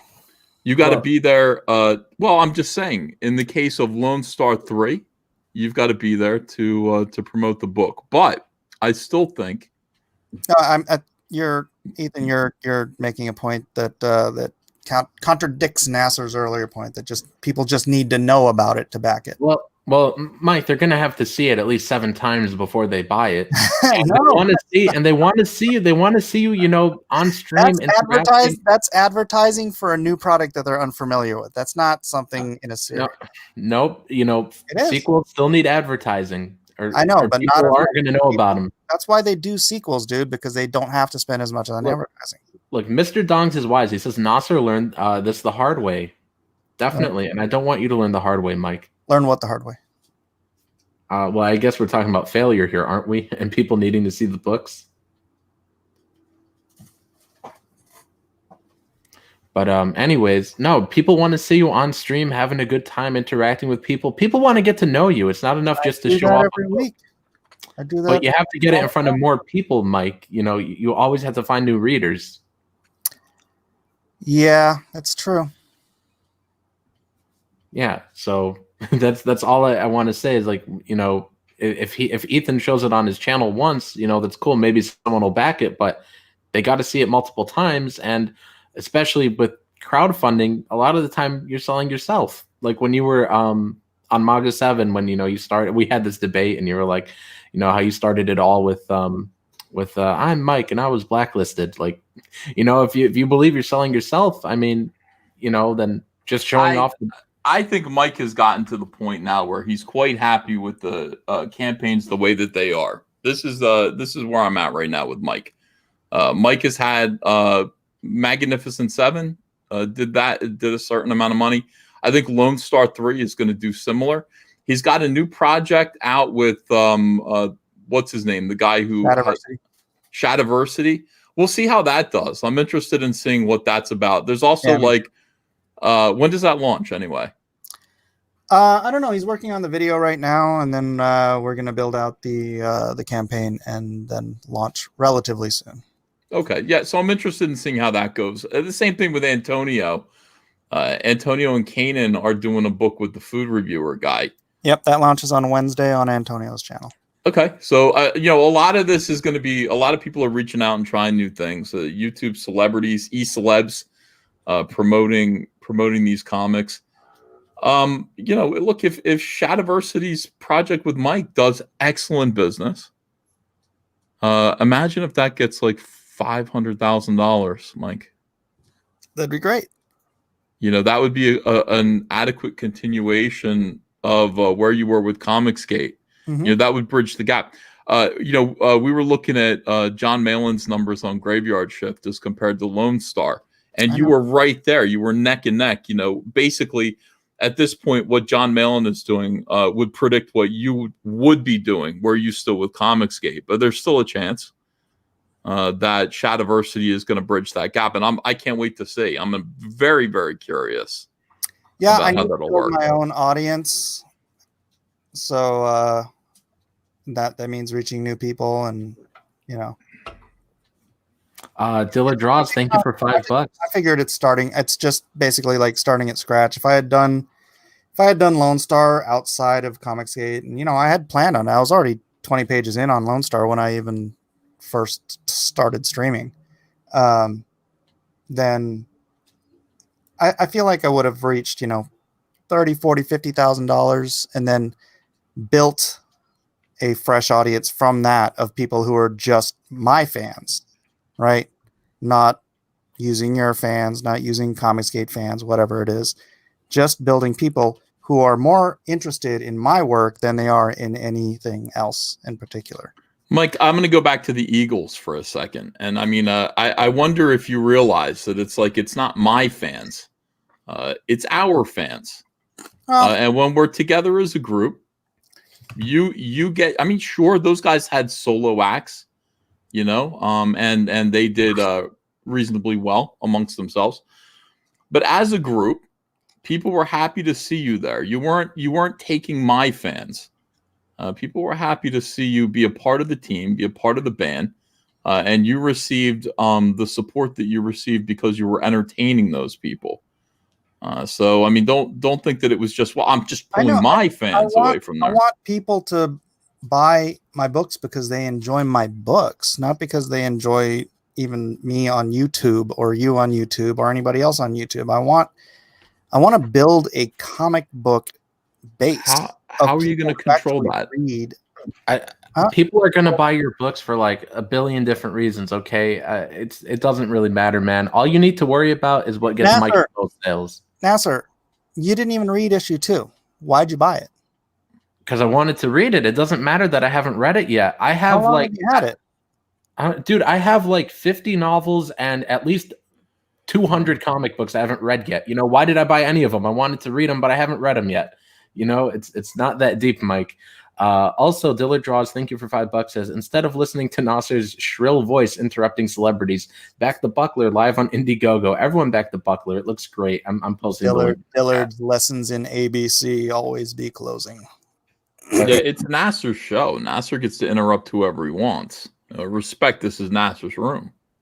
So, yeah, but Mike, I mean, I've been there. Like, I went through that phase too, where I was like, oh, people should only buy it on merit, not because I entertain them on stream, but really, who cares?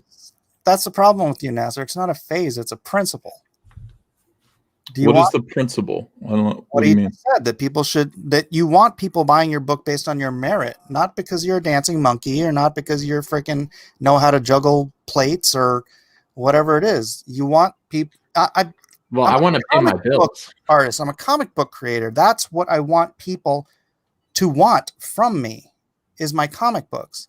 And it's freaking, you know, it kind of bothers me that I spent so much time on YouTube these 2 years. Dude, my production has been crap. I usually churn out freaking 300 pages a year. And I only managed to get like one book done that first year. It's nuts. I know comic books. That's what I want. It's what I love to do. It's what I want to do. I want to make comic books. Julius Freeman Comics, thank you for $5. He didn't put a message, but it's okay, man. I'll read whatever chats you send after this. But Mike, I mean, did you really find a difference when you were sending out those books and somebody might have just bought it because you were on Ethan's channel versus because they didn't want to read it? Like, is there really a difference? Like, their money's still green. It's still a sale. Could lead to people that actually want to read it based off its merit. What if they give it to somebody else? Somebody else becomes a fan. Or what if they want it for different reasons? They read it, then they become a fan and buy the others. Like, it's the case in point. No. Getting it into people's hands is one thing, and I agree with you, Nasser. I'm not arguing that. My point is that if they were fans of the work, they all would have come back for issue 3. They came back for issue 2 in a heartbeat, right? So clearly it's not. They knew about it. They're not fans about. Stop it with that, Nasser. But you had so much better marketing with that one. That's the thing. Is you all had right, so well, then if that's the thing, Nasser, then over the course of the next 60 days, then all those people should come back, and we'll see. Because over the course of the next 60 days, I will be marketing. I will be promoting. I will be advertising. People will know about it. But they don't always see it, man. Like I told you earlier, I had people that backed Stardust, completely had no idea about Trixie. They completely missed it, and that was still promoted on Ethan's show. But I have people to this day like, oh man, I loved Stardust. I'm like, oh, did you get Trixie? And they're like, what's that? Like they had no clue. Like they missed it. You know, there's always people that miss things. Not everybody's going to see it, man. And the best way to make sure they see it is to keep putting the books in front of them, keep promoting. And I will. Sweetcast says, where is the link to Lone Star? It's in the description. I've been putting it in the chat too. Let me get it copied again and I'll put it in the. Where's the link to Cyberfrog? We should be promoting Cyberfrog a little bit here too. I agree. Let me Ethan, I heard you have promoted Thomas Moria. Yep. He's done 2 covers for me. Really? Yeah. I mean, Stefani Renee has, yeah. Dude, this project is freaking unbelievable. And I beat it in 4 days. Mike, this is your 8th project? Yeah. No, but I'm not. This isn't me bragging. I'm not bragging about making $13,000 in 4 days. Right. I'm saying this thing should be at $50,000-$60,000 right now. I don't disagree. There's drives so me many good projects bananas. out there. There's so many good projects, and you just made a point. You know, I'm saying, I'm, you know, people have to be promoting their comics. They have to get them out there because Thomas Moria Wizard for Hire is great. There are hundreds of comic books out there right now. Absolutely hundreds. How does your comic book stand? The cream should rise to the top. This thing is what 6 weeks into its campaign, though, isn't it? It's Mike, his first book. He's not going to make like $500,000 on his first one. Cecil's making $250,000 on his first one because he's got a really big audience. I know. People do want to read Cecil's book. People think Cecil's funny. He didn't get a better artist for it. And I did put the links for Wrecked Planet, and I think that's something that could unite us all is our disdain for Donald Delay. That's true. Here's Wrecked Planet, and here's Warts and All. But I'm putting the links here in the chat. Thank you, Nasser. I appreciate that. 7 to 9. He's also putting the Wrecked Planet link. Everybody go back Cyberfrog. Yeah, back Thomas Moria too. There's so many comics that are great. I've never had Stefani Rene on my channel, although he's doing a lot of work for me right now. Never had him on the channel. He's Brazilian. I'm not sure if he even speaks English. I've never even spoken to him. Did you have him on your show yet? No. I mean, he types very good English. Yeah. I mean, this is the thing. Again, there are so many comics out there. And you're quite fortunate, Mike, that, people know who you are already. You've had an established 29-year career in comics. We're in much different situations than Stefani Rene is, aren't we? Yeah. People already know who we are. And so we're going to do significantly better than some of these new independent voices. But I do think it's our job to promote them as much as we can. And that's what Comicsgate is supposed to be. Comicsgate is supposed to be a network of people who are promoting. Now, I have wide shoulders, but my shoulders aren't that wide. I can't do this all by myself. Right. And even though I seem to be, one of the biggest voices in Comicsgate, I need your help, Mike. I need your help because you are somebody that people know. You are right up there. John Malin's doing a great job. You're right up there with these guys. You're right up here with us. Your seniority in Comicsgate. And you are Comicsgate, whether you like it or not. I know you have your definitions of Comicsgate, which allow you to feel like you're not. But, Mike, you're part of this group because a phenomenon happened in comics that where left-wingers came in and overtook the industry and made it impossible for us to work safely. And that includes you. You're no different than us. I'll let Comicsgate decide who's Comicsgate. Well, Comicsgate is not something that we decide unless we choose to decide. SJWs have labeled you Comicsgate. There are articles in the Daily Beast, articles in the Washington Post, articles in the Miami Herald that I did not choose to be named in. I wasn't interviewed. Nobody asked my permission. And they're about Comicsgate. And they're about me. And they're about you. And they're about Zach. And they're about John Malin. We didn't choose this. This was chosen for us. We got labeled this. And it had a significant impact on my life personally. It's had a significant impact on your life and John Malin's life. No. Everyone chose to label themselves Comicsgate. That's correct. We did, because otherwise, if we didn't adopt the label, it was going to be applied to us and used to permanently do damage to our careers. A lot of people like you have. I don't think that's accurate. I don't think that's accurate. I think because the people who were in Comicsgate, you have to come out. Can you name somebody who is a conservative in comics who has not joined Comicsgate, who the media has labeled Comicsgate? Is Ron Garney Comicsgate? Well, is Ed McGuinness Comicsgate? Why are you? Most people don't know those people are conservatives, Mike. You shouldn't be saying names like that and outing professionals with careers who are choosing not to be political Well, they're not in Comicsgate. this. They don't hide the fact that they're conservative. They do hide the fact that they're conservatives. Most people don't know that. You and I know that. Most people don't know that. And they're choosing to be quiet about it so that they can work in the industry. But there's other conservatives out there, and they're not shy about being conservative, but they don't say they're Comicsgate, and they don't get labeled Comicsgate. So your argument is incorrect. Eventually they will be, though. Why don't you make a list, Mike, of people who are conservatives in comics that are out and talk about being conservative, that are vocal about conservatism, and are actively getting work from the big two? Can you give me a list of those people? Because you just named a lot of people that are really quiet about their politics because they want to work in this industry without being harassed. And the fact that you can't work in this industry and be a vocal Republican or conservative without being harassed by SJWs just goes to prove what Comicsgate is all about. Those guys don't want people talking about them being conservatives. They don't want to go through what we go through. But we do go through this, and to some degree, we've accepted it, chosen it, and adopted the label and made it into something cool rather than what it was meant to be, which was a denigration implying scandal. Jim Steranko. Where's Jim Steranko working?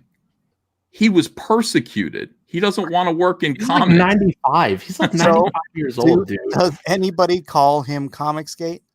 No, he is not working in comics anymore, Mike. It's just the case in point, dude. He probably can't even hold a pencil anymore. You can't just label everybody who hates SJWs as Comicsgate, and the media doesn't do it. Your argument doesn't hold water. Mike, you didn't prove anything. My argument 100% holds water. There is a scandal in which people who are conservatives, out conservatives, were pushed out of comics for their beliefs, and you know that's true. I don't. And they called it Comicsgate, and we said, "Okay, we're Comicsgate." They didn't call that Comicsgate. Comicsgate was all of the freaking people complaining about all SJW stuff in comics. You were the first one who applied professional comic book creator-ism to Comicsgate. Yeah, I did that. That is correct. But it was being called Comicsgate before that, Mike. But we weren't. This is we a get labeled it anyways. This is a tough thing to keep going through. It is semantics. The situation was called Comicsgate, because the application of the label seems to be vital to your argument that I must be Comicsgate, and then you're saying that even without the label, I am Comicsgate. And then you're saying that even before all of this happened, we were Comicsgate, but that's not what happened. Okay, let me explain this very carefully to you. There was a situation happening in comics that people were calling Comicsgate, and there were people on the right in YouTube who were calling it Comicsgate, and there were people on the left who were calling it Comicsgate. And we got caught up in it. Me, John Malin, your boy Zach, was a big voice for Comicsgate. And I think I might have been the first one to say, we're going to call ourselves Comicsgate. I might have said that. It wasn't a label for a group of people. But once I found myself on the other end of social justice warriors attacking me, I think I said, I am Comicsgate. I am Comicsgate. And so I would say to you that you are part of that scandal. You are part of Comicsgate. Your life was affected by it. And taking on the label was something that you did was very smart. It was good for you. And then you backed away. You got to embrace it, Mike. I backed away. I want to read this. You remember, Ethan. I backed away from it when you backed away from it. It's that you just didn't. I backed away from it because a bunch of knuckleheads said, hey, this is Comicsgate is for YouTubers.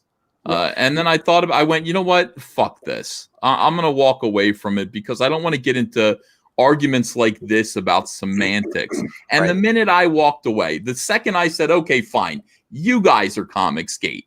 People like people like Unranked Chevron are Comicsgate. That's fine. You guys can have the label. The minute I did that, people like Mags Visaggio started whooping and hollering and celebrating about the death of Comicsgate just by my leaving it. Just by me saying I am not Comicsgate anymore. It's the YouTube voices that get 25 views per video. They're Comicsgate. I instantly destroyed Comicsgate by walking away from it. I depowered Comicsgate. I came back the next day. I felt sick. Well, when I did walk away, I was like, oh, that's over with. Thank God. But I have a responsibility to this. I have a responsibility to this movement. I thought you were right that day, and I never changed my mind. And those people were a bucket of crabs. We all listen to the wrong people sometimes. I'm just glad you only listened to them for like less than 24 hours, and not a long time like me. I also want to read this chat really quick. I thought it was. Mike, what difference does it? Because I wanted the fans to decide who was Comicsgate. Hey, Mike, they did what they wanted to support. They did. You are Comicsgate. Mike, I said I wanted to read this chat really quick. Say it's semantic and then say I have to accept the label. Mike, do you want to fight back against social justice warriors? Or are you just hoping that the people who do fight back against social justice warriors buy your comics? Make your choice. Are you part of the crew that wants to fight social justice in comics, or do you just want to exploit the people who are doing that for money? Where do you stand? Where is your heart, Mike? It's that doesn't seem like a valid argument. It does to me. You're just saying, look, I'm going to let them decide if they want to support my comics. What are you doing? Are you an activist? Are you somebody who wants to fight back against social justice warriors, or are you not? Do you want to win? Why do I have to adhere a label? You don't have to do anything. You can either join the movement that is actually successful in fighting back and pushing back against social justice warriors, or you can sit back and say it's someone else. It's someone else's responsibility, and if they want to support me, then that's fine. I can fight for the conservative movement in America with being an independent. I can fight for social whatever against social warrior garbage and be an independent in comics too. Why do I have to wear a label? I'm not a Republican. I've never joined a club. Why do I have to be Comicsgate? Because you don't have to do anything. You don't have to do anything. But I'm just saying, but you can't sit there and say that I can't fight for conservative values and all that stuff unless I'm Comicsgate. That's malarkey. Nobody said that. No, I didn't say that. Conservative values. We're not talking about conservative values. We're not talking about who you vote for. We're talking about, do you care about comics, and are you concerned about social justice warriors having all the power in comics, or would you like to join a movement of people who are the biggest voice in indie comics? Argument. I can do that from my independent standpoint. Thank you very much. Go ahead and read super chat. Okay. Well, it's not a super chat. Well, I mean, there is one, but I just want to read this. Weekcast says, I like Donald. Could you guys imagine actually liking Donald? Like, can you imagine actually saying, like, I like this guy that steals from 1,300 people? Yeah. But Jalapeno Milk, thank you for $5. Is your boy Zach Comicsgate? Mike seems to be in the same space and should receive similar CG support. I am. I agree with Zach on what Comicsgate is.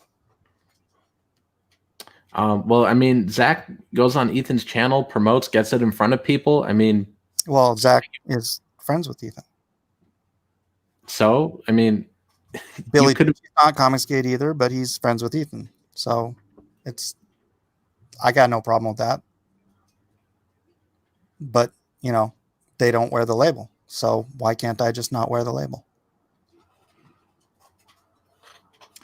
Well, what I'm trying to say to you is that Billy Tucci is Comicsgate. Your boy Zach is Comicsgate. And you are Comicsgate. And why you don't want to wear the label is strange to me. I don't understand why you don't want to proudly assert your domination over these people and say, I am part of the movement that is kicking your asses. I don't understand. And the other thing about it is that people really like to see you get into that hot water. People really want to say, look, we've all said we're Comicsgate.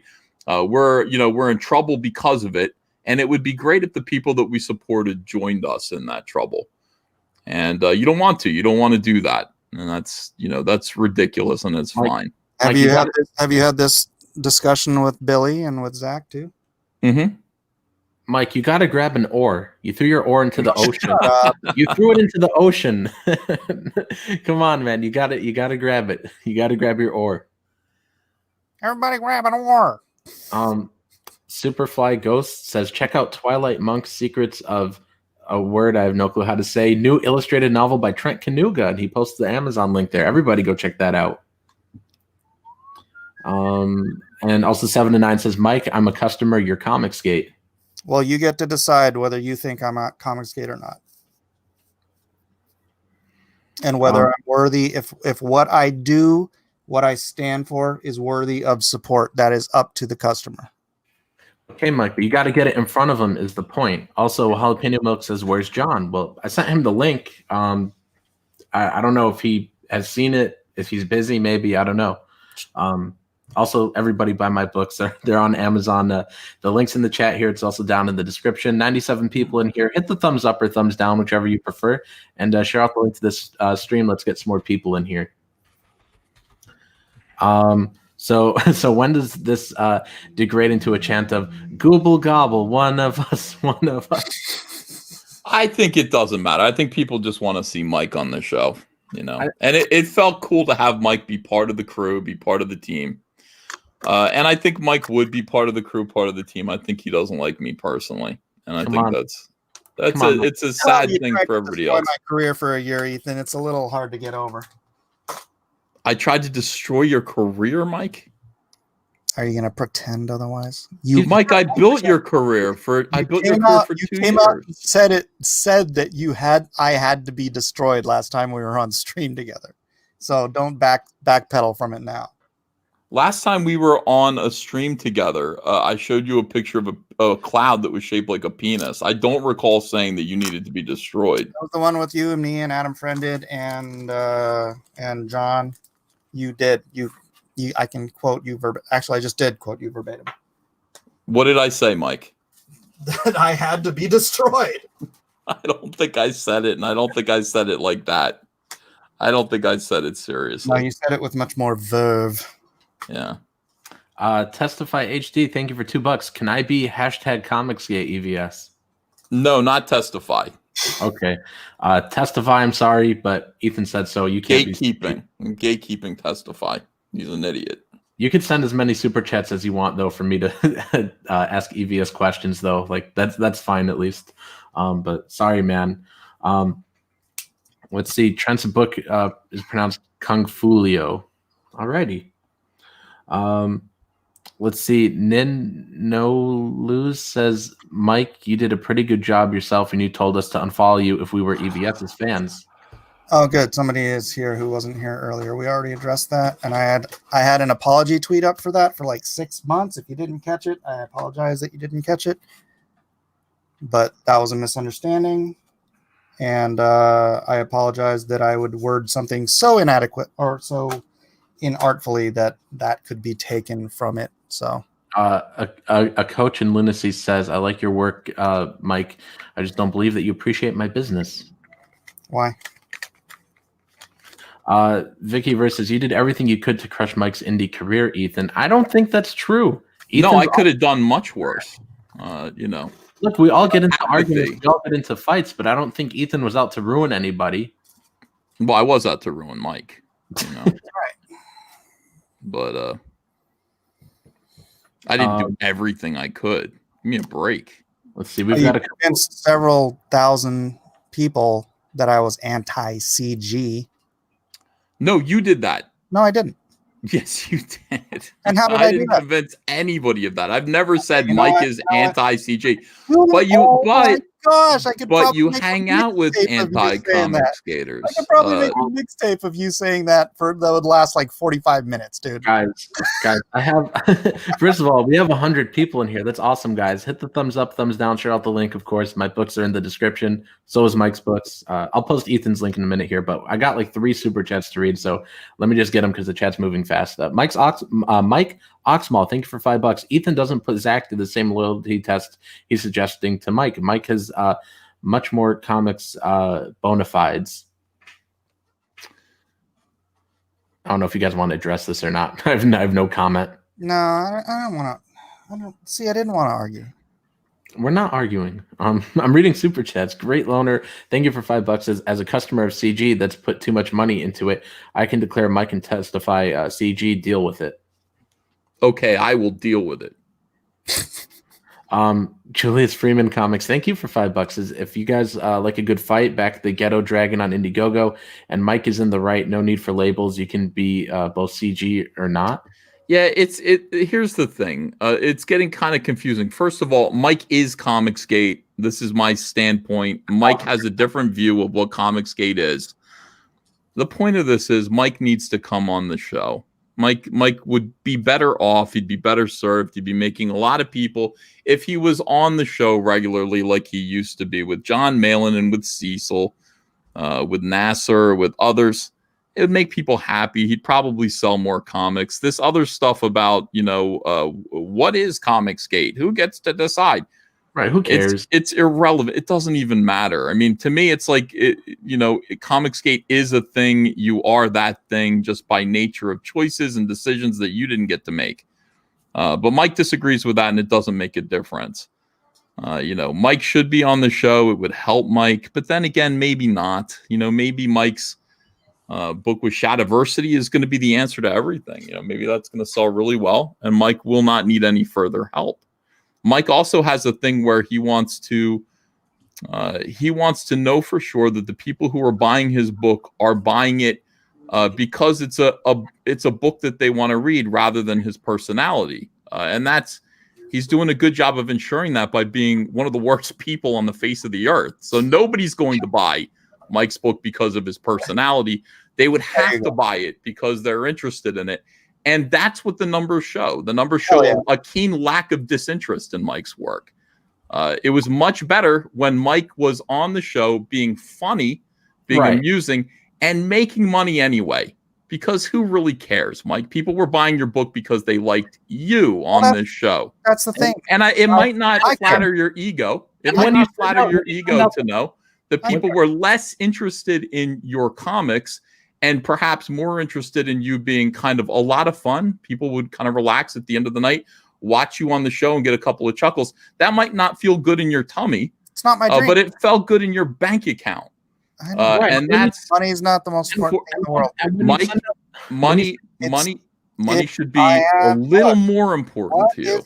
Important to me is important to me. What's important to you is important to you. You can't transfer what's important to you over to what's important to me. So look, Mike, when you send out the books, I mean, it's not going to matter to you who bought it for what reason. Also, I mean, you shouldn't. Do you want people to read your books, or do you just want people to give you money? To give me money. I don't care what they do. They can burn. I didn't ask you, Ethan. I know your answer. I'm asking you.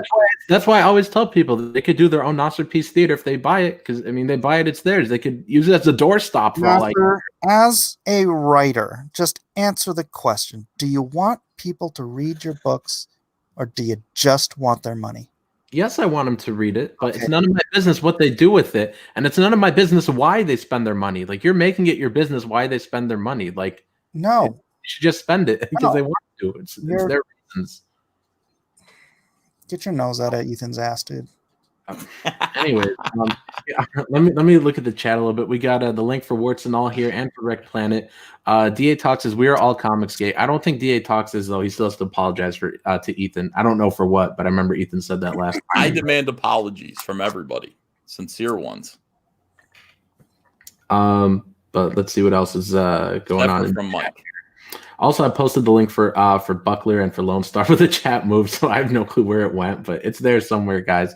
Let's see. Superfly Ghost says, just stop appealing to logic. Mike has his reason, and win or lose, we should respect his decision.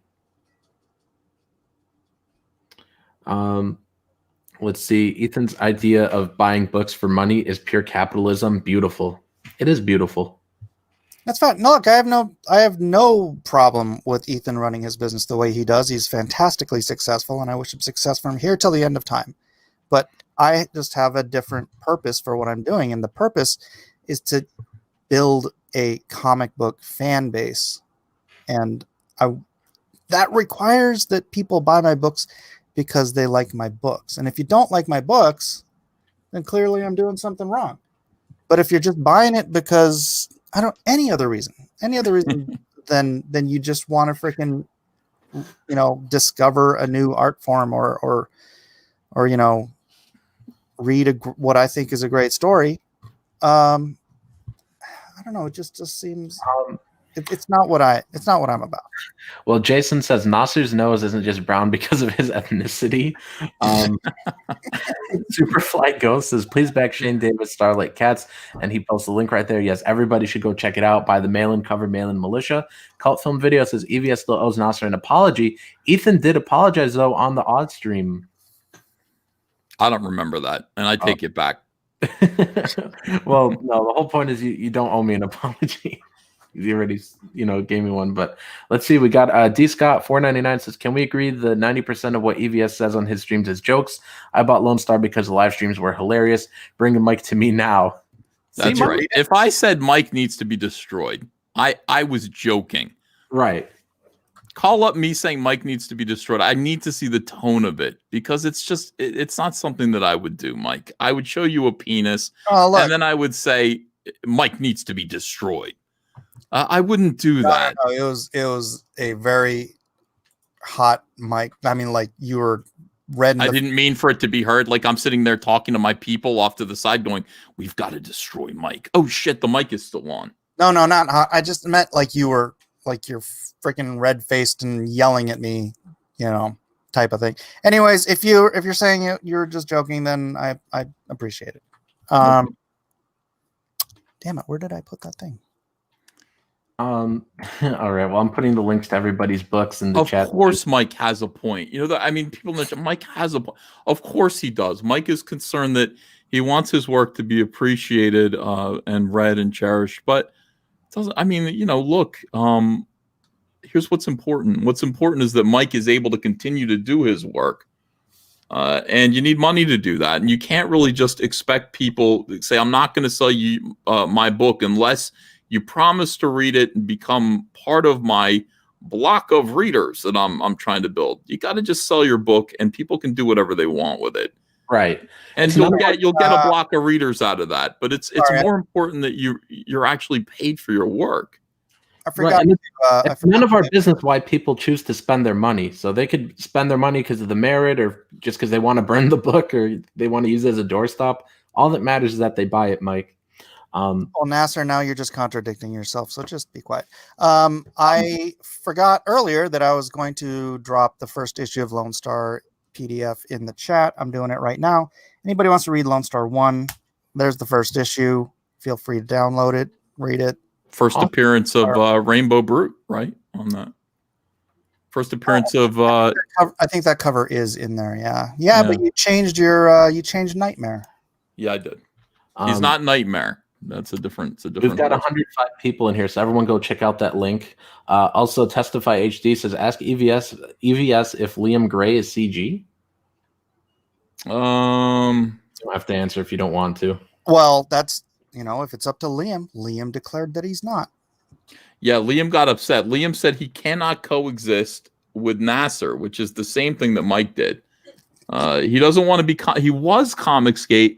But he won't be Comicsgate if Nasser is Comicsgate. And to me, that's silly. And, Liam's going to make his own choices and say whatever he wants to say. It doesn't really matter.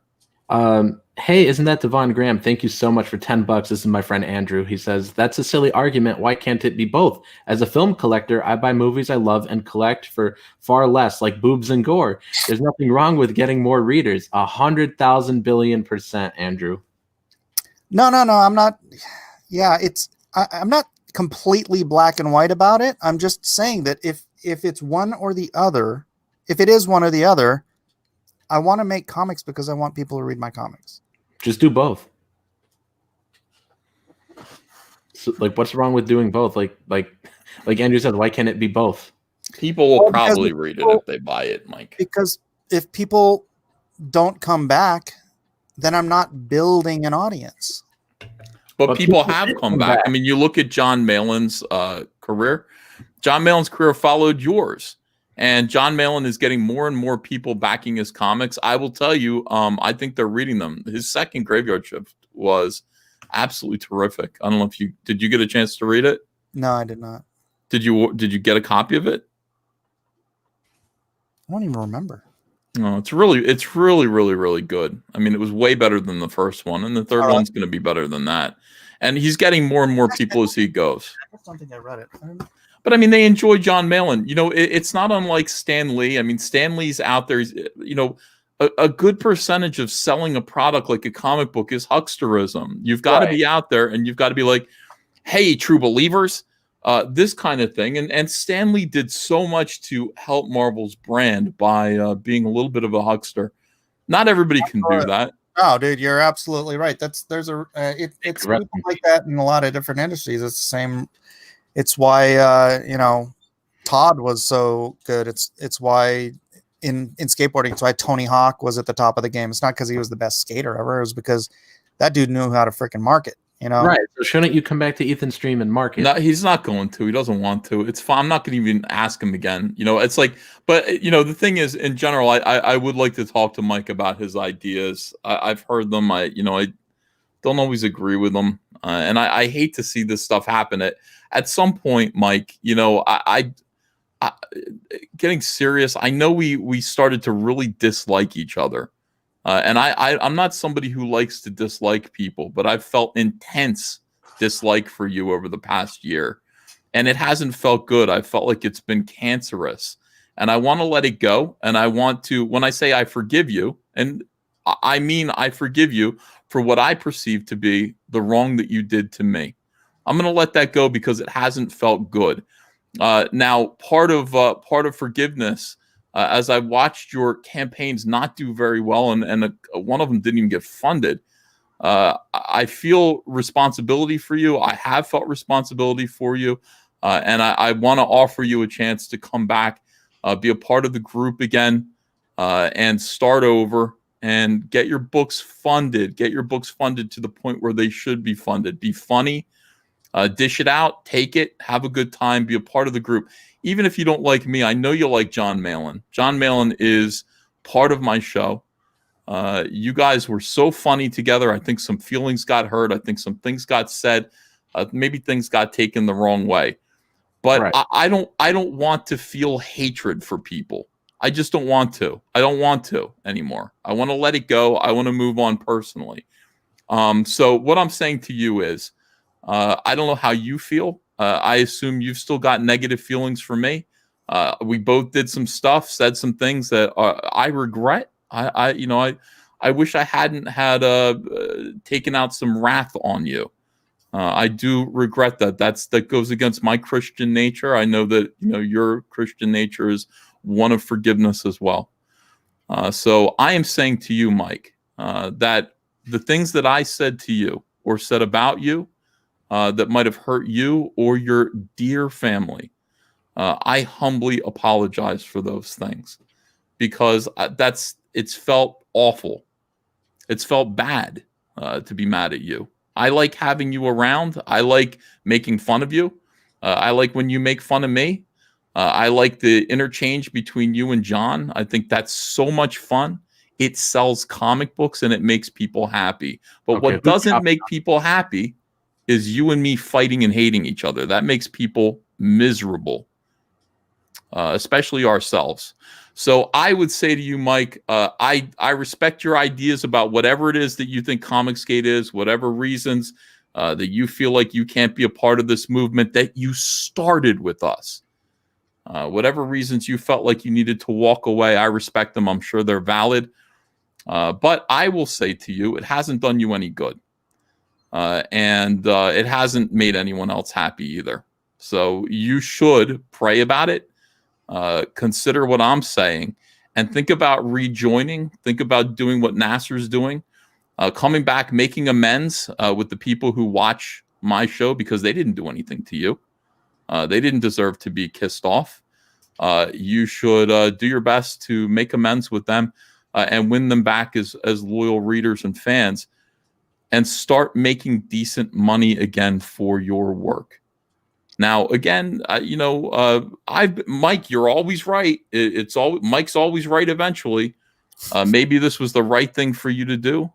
Maybe Shadiversity is going to turn out great. And you won't need us.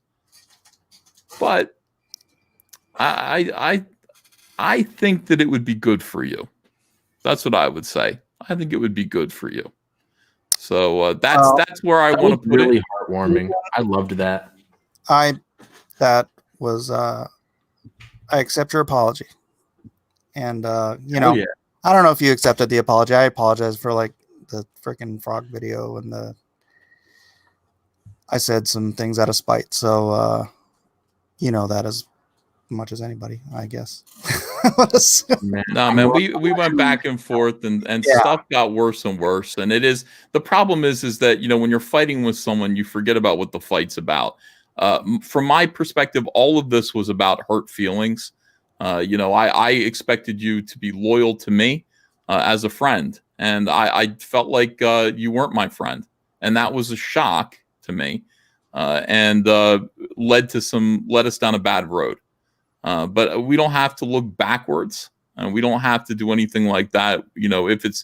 If you wanted to, and if your fans wanted to, you could move forward, rejoin this group, make friends with John Malin again. You guys have a whole like me and you are one thing, but I mean you and John, and I know you regret that. And John was sick to his stomach seeing you throw away everything that you'd built. And he sincerely was. He felt like you built up something here in Comicsgate. You were a character on my show. You were funny on the show. And the minute you walked away from it all, your fundraising campaigns went down. And you can say, I only want you need money, Mike. You need money. You've got kids. You've got one in particular, Mike, that needs your help. You're going to be working for the rest of your life, taking care of that child. You need money. Let's get real. It's not about your vanity. It's not about, only readers can read my books. You're making a product. Sell that product to people. Put money in the bank for your family.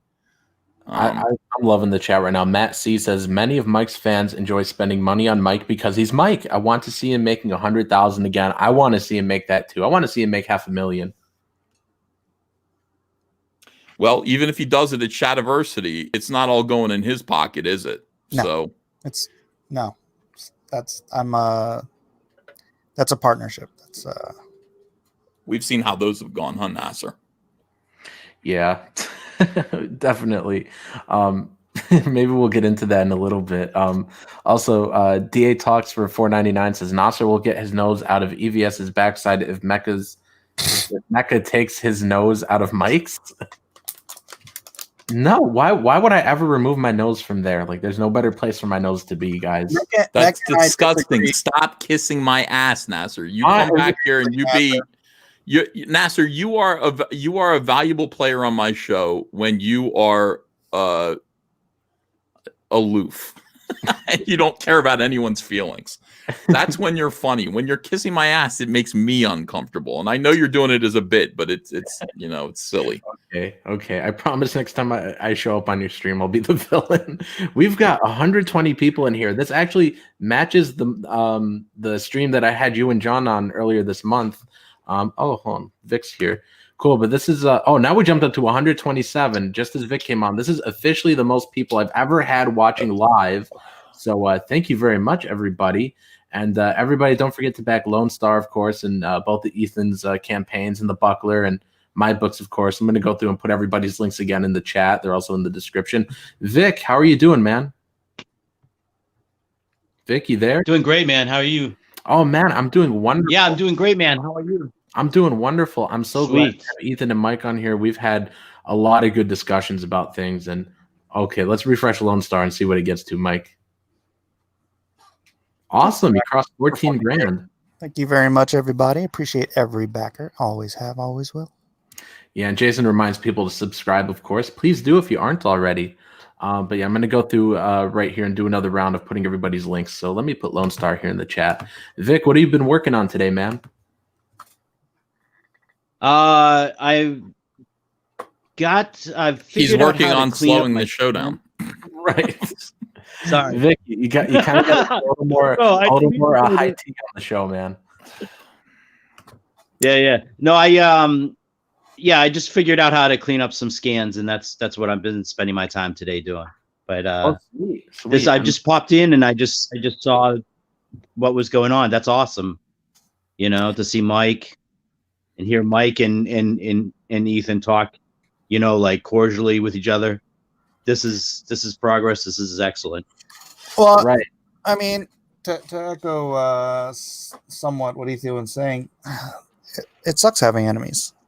Right. It's not fun. I don't want to be mad at people. I don't want to have people mad at me. I mean, even so. No, forgiveness was asked and offered and accepted. So. Hell yeah. And for those that don't know, me and Vic are working on a comic together. I'm going to share my screen really quick here. All right, so just kicked Mike out, but let me see. It's right here. This is the cover for it. Right now, Vic's getting the scan cleaned up. So this isn't a scan of it. This is just a picture, but this is for our comic Asylum coming this month. It's about a woman who's hunted by Dracula in an insane asylum. So that's our little pitch there, but let me stop sharing my screen here. And of course, there's a link here in the chat for Lone Star 3. Cecil says, Nasser had a classic going and then had to derail it. Why are you bringing on other guests? I sent him the link when I started the stream. But sorry. Sorry that Vic derailed it. But I mean, I sent him the link a while ago. Anyways, sorry. We could get back to what all was being said. Josh Graydon says, am I the only one who remembers how CG treated Nasser, Mike, and Doug? By giving us boatloads of cash and an audience? Is that all you think about, Nasser? Yes.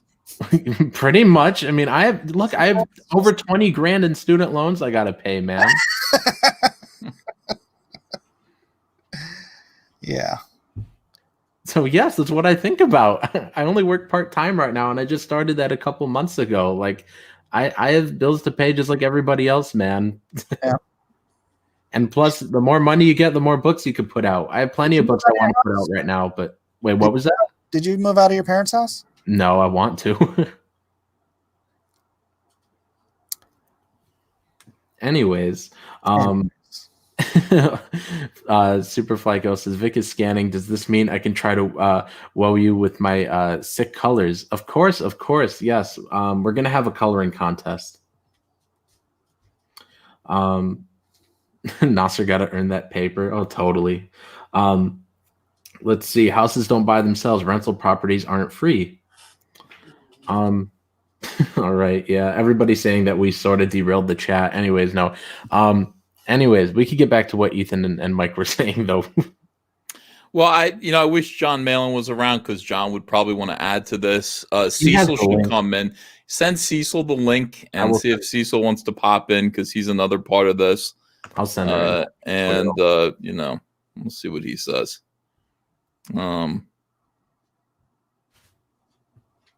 Lord J. Bond fan says, you can't live off principles, Mike. You can eat pride, but you can't eat pride, but you can swallow it. Okay, Cecil has it now.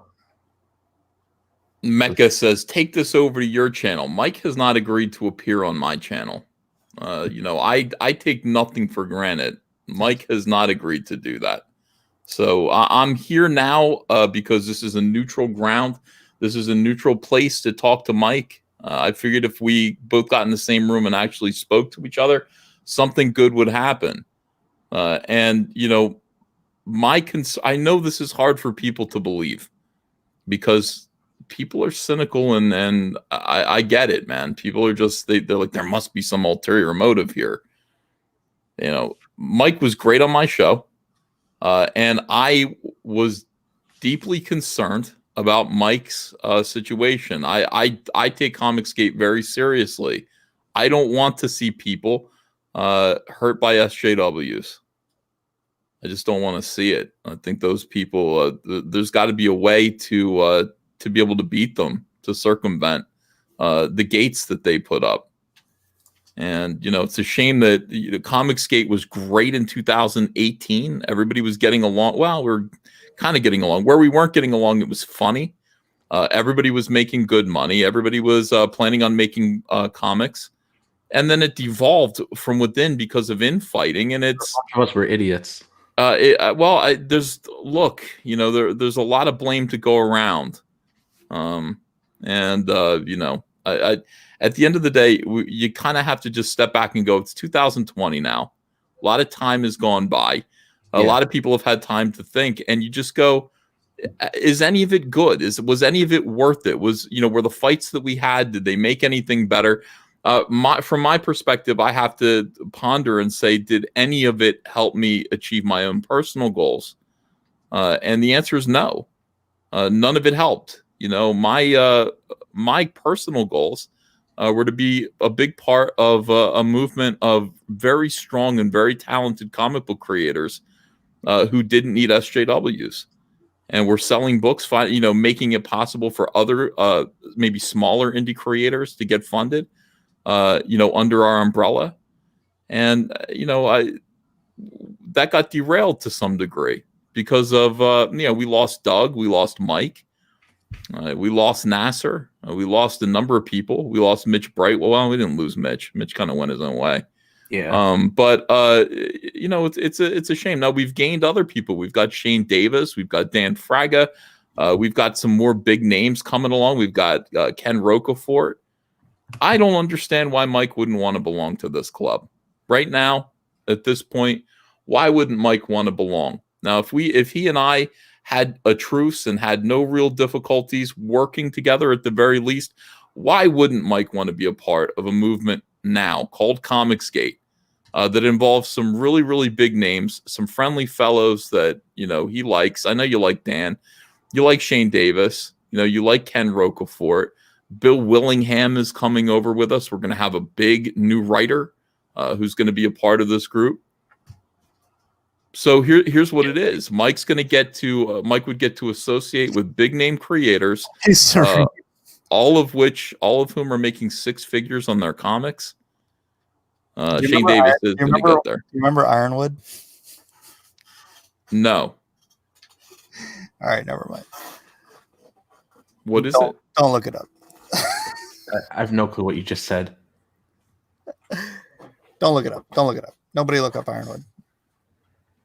Okay, then. It's awkward. Jason says, "Where's my chicken book, Mitch?" And everybody's telling him at Walmart. Superfly Ghost is posting the Dropbox for Lone Star #1 again. Feel free to go download that and give it a read. Let's see. Boy, these streams sound like they will be snorers. I hope Nasser is in all of them to make everyone uncomfortable. Wilberforce Wooster, when have my streams been snorers? Come on now. As far as snore streams go, mine are excellent. The best. I think these recent streams have been some of the best ones. It's feeling definitely like 2018 again.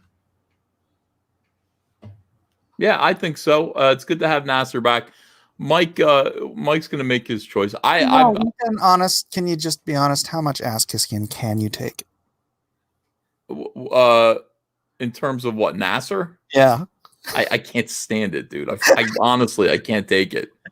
Okay, I would like respect. I don't need ass. At least put some chapstick on. I mean, come on. Okay, I will stop kissing the butt, only the ring, if everybody watching buys my books. None of that's helpful. But yeah, sure. Nasser is really liking the frog streams now that Nasser is back on them, says Mr. Dongs. It's interesting. Well, I mean, I've liked the ones that I haven't been on. I've only been on two of them, and one of those appearances was like 5 minutes before I got kicked. But no, I've been watching them again, and I really enjoy them.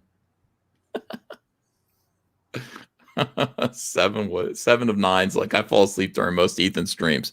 I'm not going to do very many of them anymore. Then I'm busy. I'm making recorded videos. According to Vicky, I can't have nostalgia. Okay. I don't want trouble with Vicky and these people. That's the other thing. I don't understand. I don't know where they're coming from. I don't know what they're about, but it'd be great if they got on the team too, because these guys they're good voices. I mean, I think they're smart. It'd be great if they were helping us. I think we all kind of have a common enemy. Right. And we all kind of vote the same way. It'd be good if we kind of got on the same team. Pixel Trader says, if this is 2018 again, can I expect Nasser's new book on Indicron? Or I can expect Nasser's new book on Indicron, right? Maybe. Johnny Midnight, that is gold. Let's see. Nasser being kicked from Ethan's streams. All is right with the world again. Exactly. That's 1,000% it. All is right with the world again now that I get kicked. Yeah, that was a real big trouble when they switched over to the new Google Hangouts because you couldn't kick people from there. I remember having Nasser on my stream and I couldn't kick him, and I'm like, all right, forget it. I'm just not going to have him on again. Oh, well. Nasser should revive his lunch streams, this time with extra grease on his face. No, I don't get a lunch break. I only get 15 minutes. It's not enough to go grab a lunch and stream in my car. I don't know. Maybe I could do some of these at home. I don't know. Can we kick Nasser from his own stream? Maybe. Hold on. This is a really important one. Well-read user 1. Did Mike and Ethan make friends? We forgave each other and called a truce. Just say yes. What's wrong with saying yes? I'm not asking. Mike doesn't like me, and that's the truth. I mean, Mike has never liked me. He said he never liked me. He doesn't like my drawings. He doesn't like me, and I'm not asking him to. I'm not asking. I liked Mike, and the reason and the thing. Stop. This is your. I don't want to get into another argument. I didn't ever say I never liked you. I got to like you quite a bit over that year. I didn't like you when we used to argue all the time on AOL. And I haven't liked you for the last year, but I genuinely liked you. Whether or not I think you're the greatest artist on the planet has nothing to do with that. And so imagine what it must be like that because I am the greatest artist on the planet. Oh, I mean, that just underscores. I'm gonna have to agree to disagree on. No, John Malin's the greatest. Malin Militia. Honestly, Ethan, if you just took a little advice from me, I think you would be phenomenal. So. About what art advice? My ears are wide open. I don't, look, nobody taught me anything. I'm entirely self-taught. I'd be happy to learn from anyone who knows what they're doing. All right, we'll do one of those streams then. Leaf Wind says I'm falling under Nasser's spell. Well, thank you very much.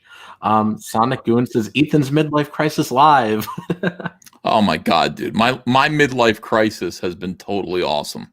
Absolutely loving it. Fried Weiss says, hey Mike, ... eyes emoji. Oh boy. Let's see what else is going on in the chat. I think I'm getting lost with a few conversations. Let's see. Mike can't tell when EVS is joking. That's probably true. Let's see. We got a $10 super chat from Wilberforce Wooster saying, I'm gonna let you finish, but Krigalo is the greatest artist of all time.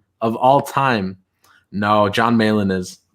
John Malin is phenomenal. Can't really argue that. John's quite good. He doesn't know how to draw serratus anterior properly, though. Rock and Roll says another Mike and Ethan stream promised. What time era am I in? I'm just here. I would like to fix things. But we're getting the band back together. I got a great feeling about this. Let's see. Mr. Dong says Nasser's channel is like a CG time machine. It's like the opposite of like CG blood sports. Like everybody gets on like Oz's channel to fight, and then everyone gets on my channel, and we all become cool again.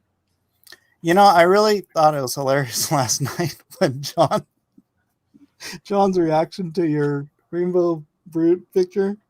Oh yeah, John hated it. Well, I think here's the thing. Like John thinks that Rainbow Brute is like Conan the Barbarian, and I keep seeing artwork from people, and it pisses me off. Of Rainbow Brute, like full size, like big, incredible Hulk looking barbarian. It's like no. He's a little dwarf. He's a fairy Popeye dwarf. He's like a leprechaun, he's a cutesy little guy, but he's pissed off and he's got a bad attitude. So John's like, is he on model? Like, is that what he looks like? I'm like, every time I draw him, yes. When you guys draw him, you draw him wrong because you haven't seen the book yet. Lord J Bama fan says, "Hey Nasser, can you tell us what Malin had for lunch yesterday? Because your nose is up his, his butt." He had French fries. Giga Death says, "Nasser having a great feeling about this is like the captain of the Titanic saying it's all clear ahead, boys." Pete Callan says, "If Nasser is happy, we're screwed." Oh boy, Rainbow says, "Hit the thumbs up for Nasser." Hashtag redemption arc. Heck yeah, guys. We got 155 people in here. This is an absolute record, you guys. Hit the thumbs up. I'll be back. Okay, hit the thumbs up, you guys, or thumbs down if you want. Share out the link to the stream. Check out my books on Amazon. The links are down in the description, and I'm also putting it in the chat right now. Mike stepped away, so we're not going to post his link, but we'll post we'll post Ethan's links. We'll post Warts and all. Thanks. Appreciate it. The Warts and all, and then I'll get the let's see, Rec Planet link. Let me get it copied here for Rec Planet. Everybody go check these books out. We'll post Mike's link when he gets back. Anyways, man, I couldn't be happier with this stream. I think this is contrary to what people say. You know, when I say I have a good feeling about things, it's not bad. Don't you have a good feeling about this, Ethan? No, I feel sick to my stomach. You know, I'm uncomfortable with it. But you know, that's really? Yeah, of course. You know, but it's not about me. It's you know, I don't know. No, I think everybody's gonna become cool again. At least that's how I feel about all this. All right. Let's see. Superfly Ghost says, "Please back Shane Davis, Starlight Cats," and there's a link. Everybody go check it out. Nasser reads a room like Mr. Magoo. I don't understand it. Rock and Roll says, "Nasser's making Ethan want to eat his own vomit." Is that what's happening, Ethan? No, not at all. No, it's not like that. I can't tell if you're serious or not. Check Ethan, your Twitter DMs. Okay. Okay. Okay. Right. Sorry, chat. Sorry, chat. You'll all understand in just a minute here. Let's see. Let me read a few of these. Nasser, you dumb zoomer. Mr. Magoo is a cartoon. Well, I understood it was a something, but I don't know what Mr. Magoo is. Like, You don't know Mr. Magoo? No. Wow. All right. It's an old cartoon. It's from the 60s, but you would think you'd heard of it. Let's see. Dillard Draws says, "I remember when Nasser did lunch streams. I didn't watch them, but it was good to know they existed." Ethan is skeptical because he's been stabbed in the back too much, like Capt Ahap and Moby Dick. Capt Ahap. Yeah, it's true. Look. Here's the thing. It makes me sad. But Mike has expressed a total and complete hatred for me for like a year, and so I'm uncomfortable. But I don't know. It's about the fans, Jabba the Coach says, "You're all out of CG. I kicked you all out." More J Bama fan says, "We all have herpes now." Thanks, Nasser. Yeah. Oh boy. All right, Mike's back. Mike. Yeah. While you were gone, an artist submitted a piece he wanted a critique on. Okay. Oh, really? All right. So I want to see what you think about this. Okay. Sure. All right. Let me share my screen. All right. Let me know what you think. Hey, Mike. What do you think of that, Mike? Mike. Hey, Mike. Eden's laughing. Showing this to my daughter. It's a cactus, Mike. It's a cactus. It's just a cactus. A drooping cactus.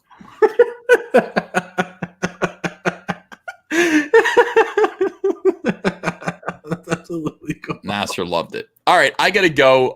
Mike, I'm gonna put John in touch with you. I hope you and John get along.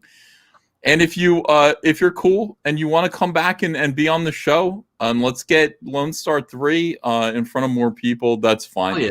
And if you don't, it doesn't matter, Mike. I'm glad that I got to talk to you. I'm glad, to work things out. Christmas is just around the corner. It's a Christian holiday. It's the birth of our Lord and Savior. I don't want to go into this Christmas or this Thanksgiving with bad feelings. I'm grateful to have known you. I'm grateful for the fun that we had together. And I'm glad that, I was able to say the things that I wanted to say to you. Thank you. Thank you too. I'll pray about it, brother. All right. Okay. I'll see you guys later. Bye-bye. Yeah, Ethan, thanks for coming by. Somebody in the chat earlier, I don't know where it went, but said Vic say something. Vic, are you still with us? I am, but I've been very, Sorry about that. I just want to let that be and let that happen. I'm sorry I came on and derailed that. I meant to be silent during that. No, you're good. You're good. Edward Marlis says Vic King, the soy guy. Come on, he's not soy. Oh man, no.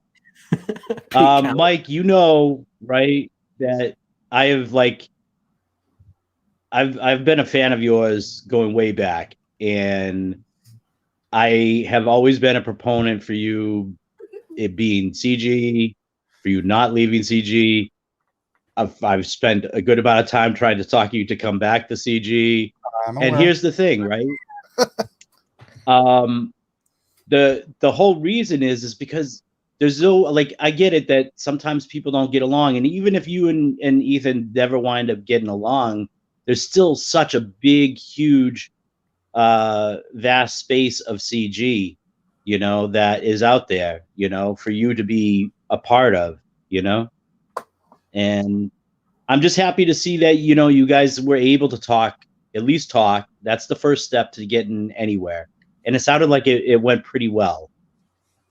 I'll pray about it. So I think it went fantastic. Look, man, I've got a lot of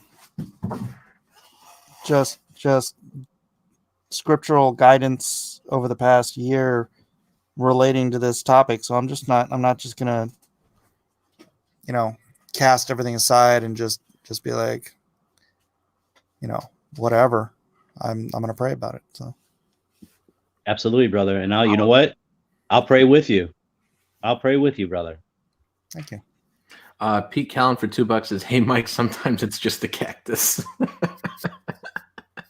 Oh boy. Vic died for our sins, guys. Let's not be blasphemous. Or maybe be blasphemous. I don't care. Let's see. Matt Fowler says, God bless us, everyone. This was a Christmas CG miracle. People are being brutal to Vic. JV says, OMG, Vic, shut up. You keep killing the show. I don't think he's killing it. Oh boy, kick Vic. If I didn't think that was a sincere apology, I wouldn't have accepted it. That sounded sincere to me, and I don't know if Ethan's a good enough actor to fake that. So that's why I had to accept it. I think he's genuine. I believe he's genuine. Yeah, you could tell just from the way that he explained everything, and even at the end, what his hesitations and how how some of what he was feeling. He was honest about his feelings. So I mean, that was definitely a genuine apology, and he was 100% sincere. You could totally tell. Yeah, and I'd always said it. If he'd sincerely apologize, I would forgive him, and that's Christianity. We got right. Last time I said Chimera, I think he corrected me and said it's Chimera. So we got Chimera for $2, saying here's $2. Now you just owe $19,998 in student loans. Well, I think it's more like 22 or 23,000 still, but thank you so much, man. Let's see. DA Talks for $199 says, I'm still sick of these anti-CG guys like Testify. I'm sick of them too, dude. Wait, Testify. I'm sick of the term anti-CG. Just because somebody disagrees with somebody else, you can't anti everybody you dislike. It's like War Campaign. War Campaign still calls themselves CG. What does it mean? Well, hold up. Let's see. Superfly Ghost says we should maybe let Mike process all that has happened. Let him pray and give this room to breathe. I think so too. So I like what Mike just said, though, right? So, but that's something that I've been trying to get across to the people that do call themselves anti-CG, and there are people that call themselves anti-CG. Hey, if you want to, yeah, freaking go for it. But I was labeled anti-CG for the past year and a half, and I have never ever believed anything like that. And it that hurt my bottom line. It hurt my fan base. It hurt everybody in CG who believed in the ideals of CG, but didn't regularly watch my shows and look for my side of anything. All they heard was this drumbeat of Mike is anti-CG for a year and a half. What do you think that did to my business? No, I know. I would say, to continue that, I absolutely understand where you're coming from, Mike. But to continue that out to the people that are vocally anti-Comicsgate and are set definitely against Comicsgate, you all believe in the same. We all believe in the same basic comic book principles. We all want the same types of comic books. You can be a crab and you can be crabby, but you don't have to be a crab in a bucket. You don't have to drag everybody else down because you disagree with people, because you may not like certain creators in CG. Just find your own space in CG. That's just if you're a crab in a bucket, you're done. No, none of the crabs get out of the bucket. Comic book says Nasser the Peacemaker, and then we have Zach Richmond. Is Nasser the CG version of Trump? Am I? I think so. I think so. Maybe. No, wrong. No. I think that's definitely. I think it's true. Anyways, guys, we have been going for a while. This might be the longest stream I've ever hosted. We've been going for 2.5 hours, guys. I think it's definitely time to be here for an hour. I still haven't taken my freaking shower. Yeah, I thought it was going to be an hour too, but we only got a little derailed, Mike. But anyways, guys, I'm going to post the link for Lone Star here. Let me get it copied. I'll post it one last time. I'll put it here in the chat. It's also please do. Whoever had that link, please repost the link to the PDF of Lone Star #1. And everybody watching the stream today gets a free copy of Lone Star #1 to read and hopefully enjoy. And if you do enjoy it, then please do back the other issues. That's awesome. That's awesome for you to do, Mike. There it is. Superfly Ghost has it. Awesome. And I'm also posting the link to the Eternity Trilogy on Amazon. Did it not go through? There we go. I think it went through this time. It gave me an error last time, but you guys could click on this link right here. And all the books are also down in the description. If you guys want to buy any of my books on Amazon, I got 5 books on Amazon that I think make great Christmas gifts. We're coming up on Christmas. If you guys like horror books, you guys will like my books, so please check them out. And thank you, everybody, for watching, and have a fantastic day. Peace. Good day.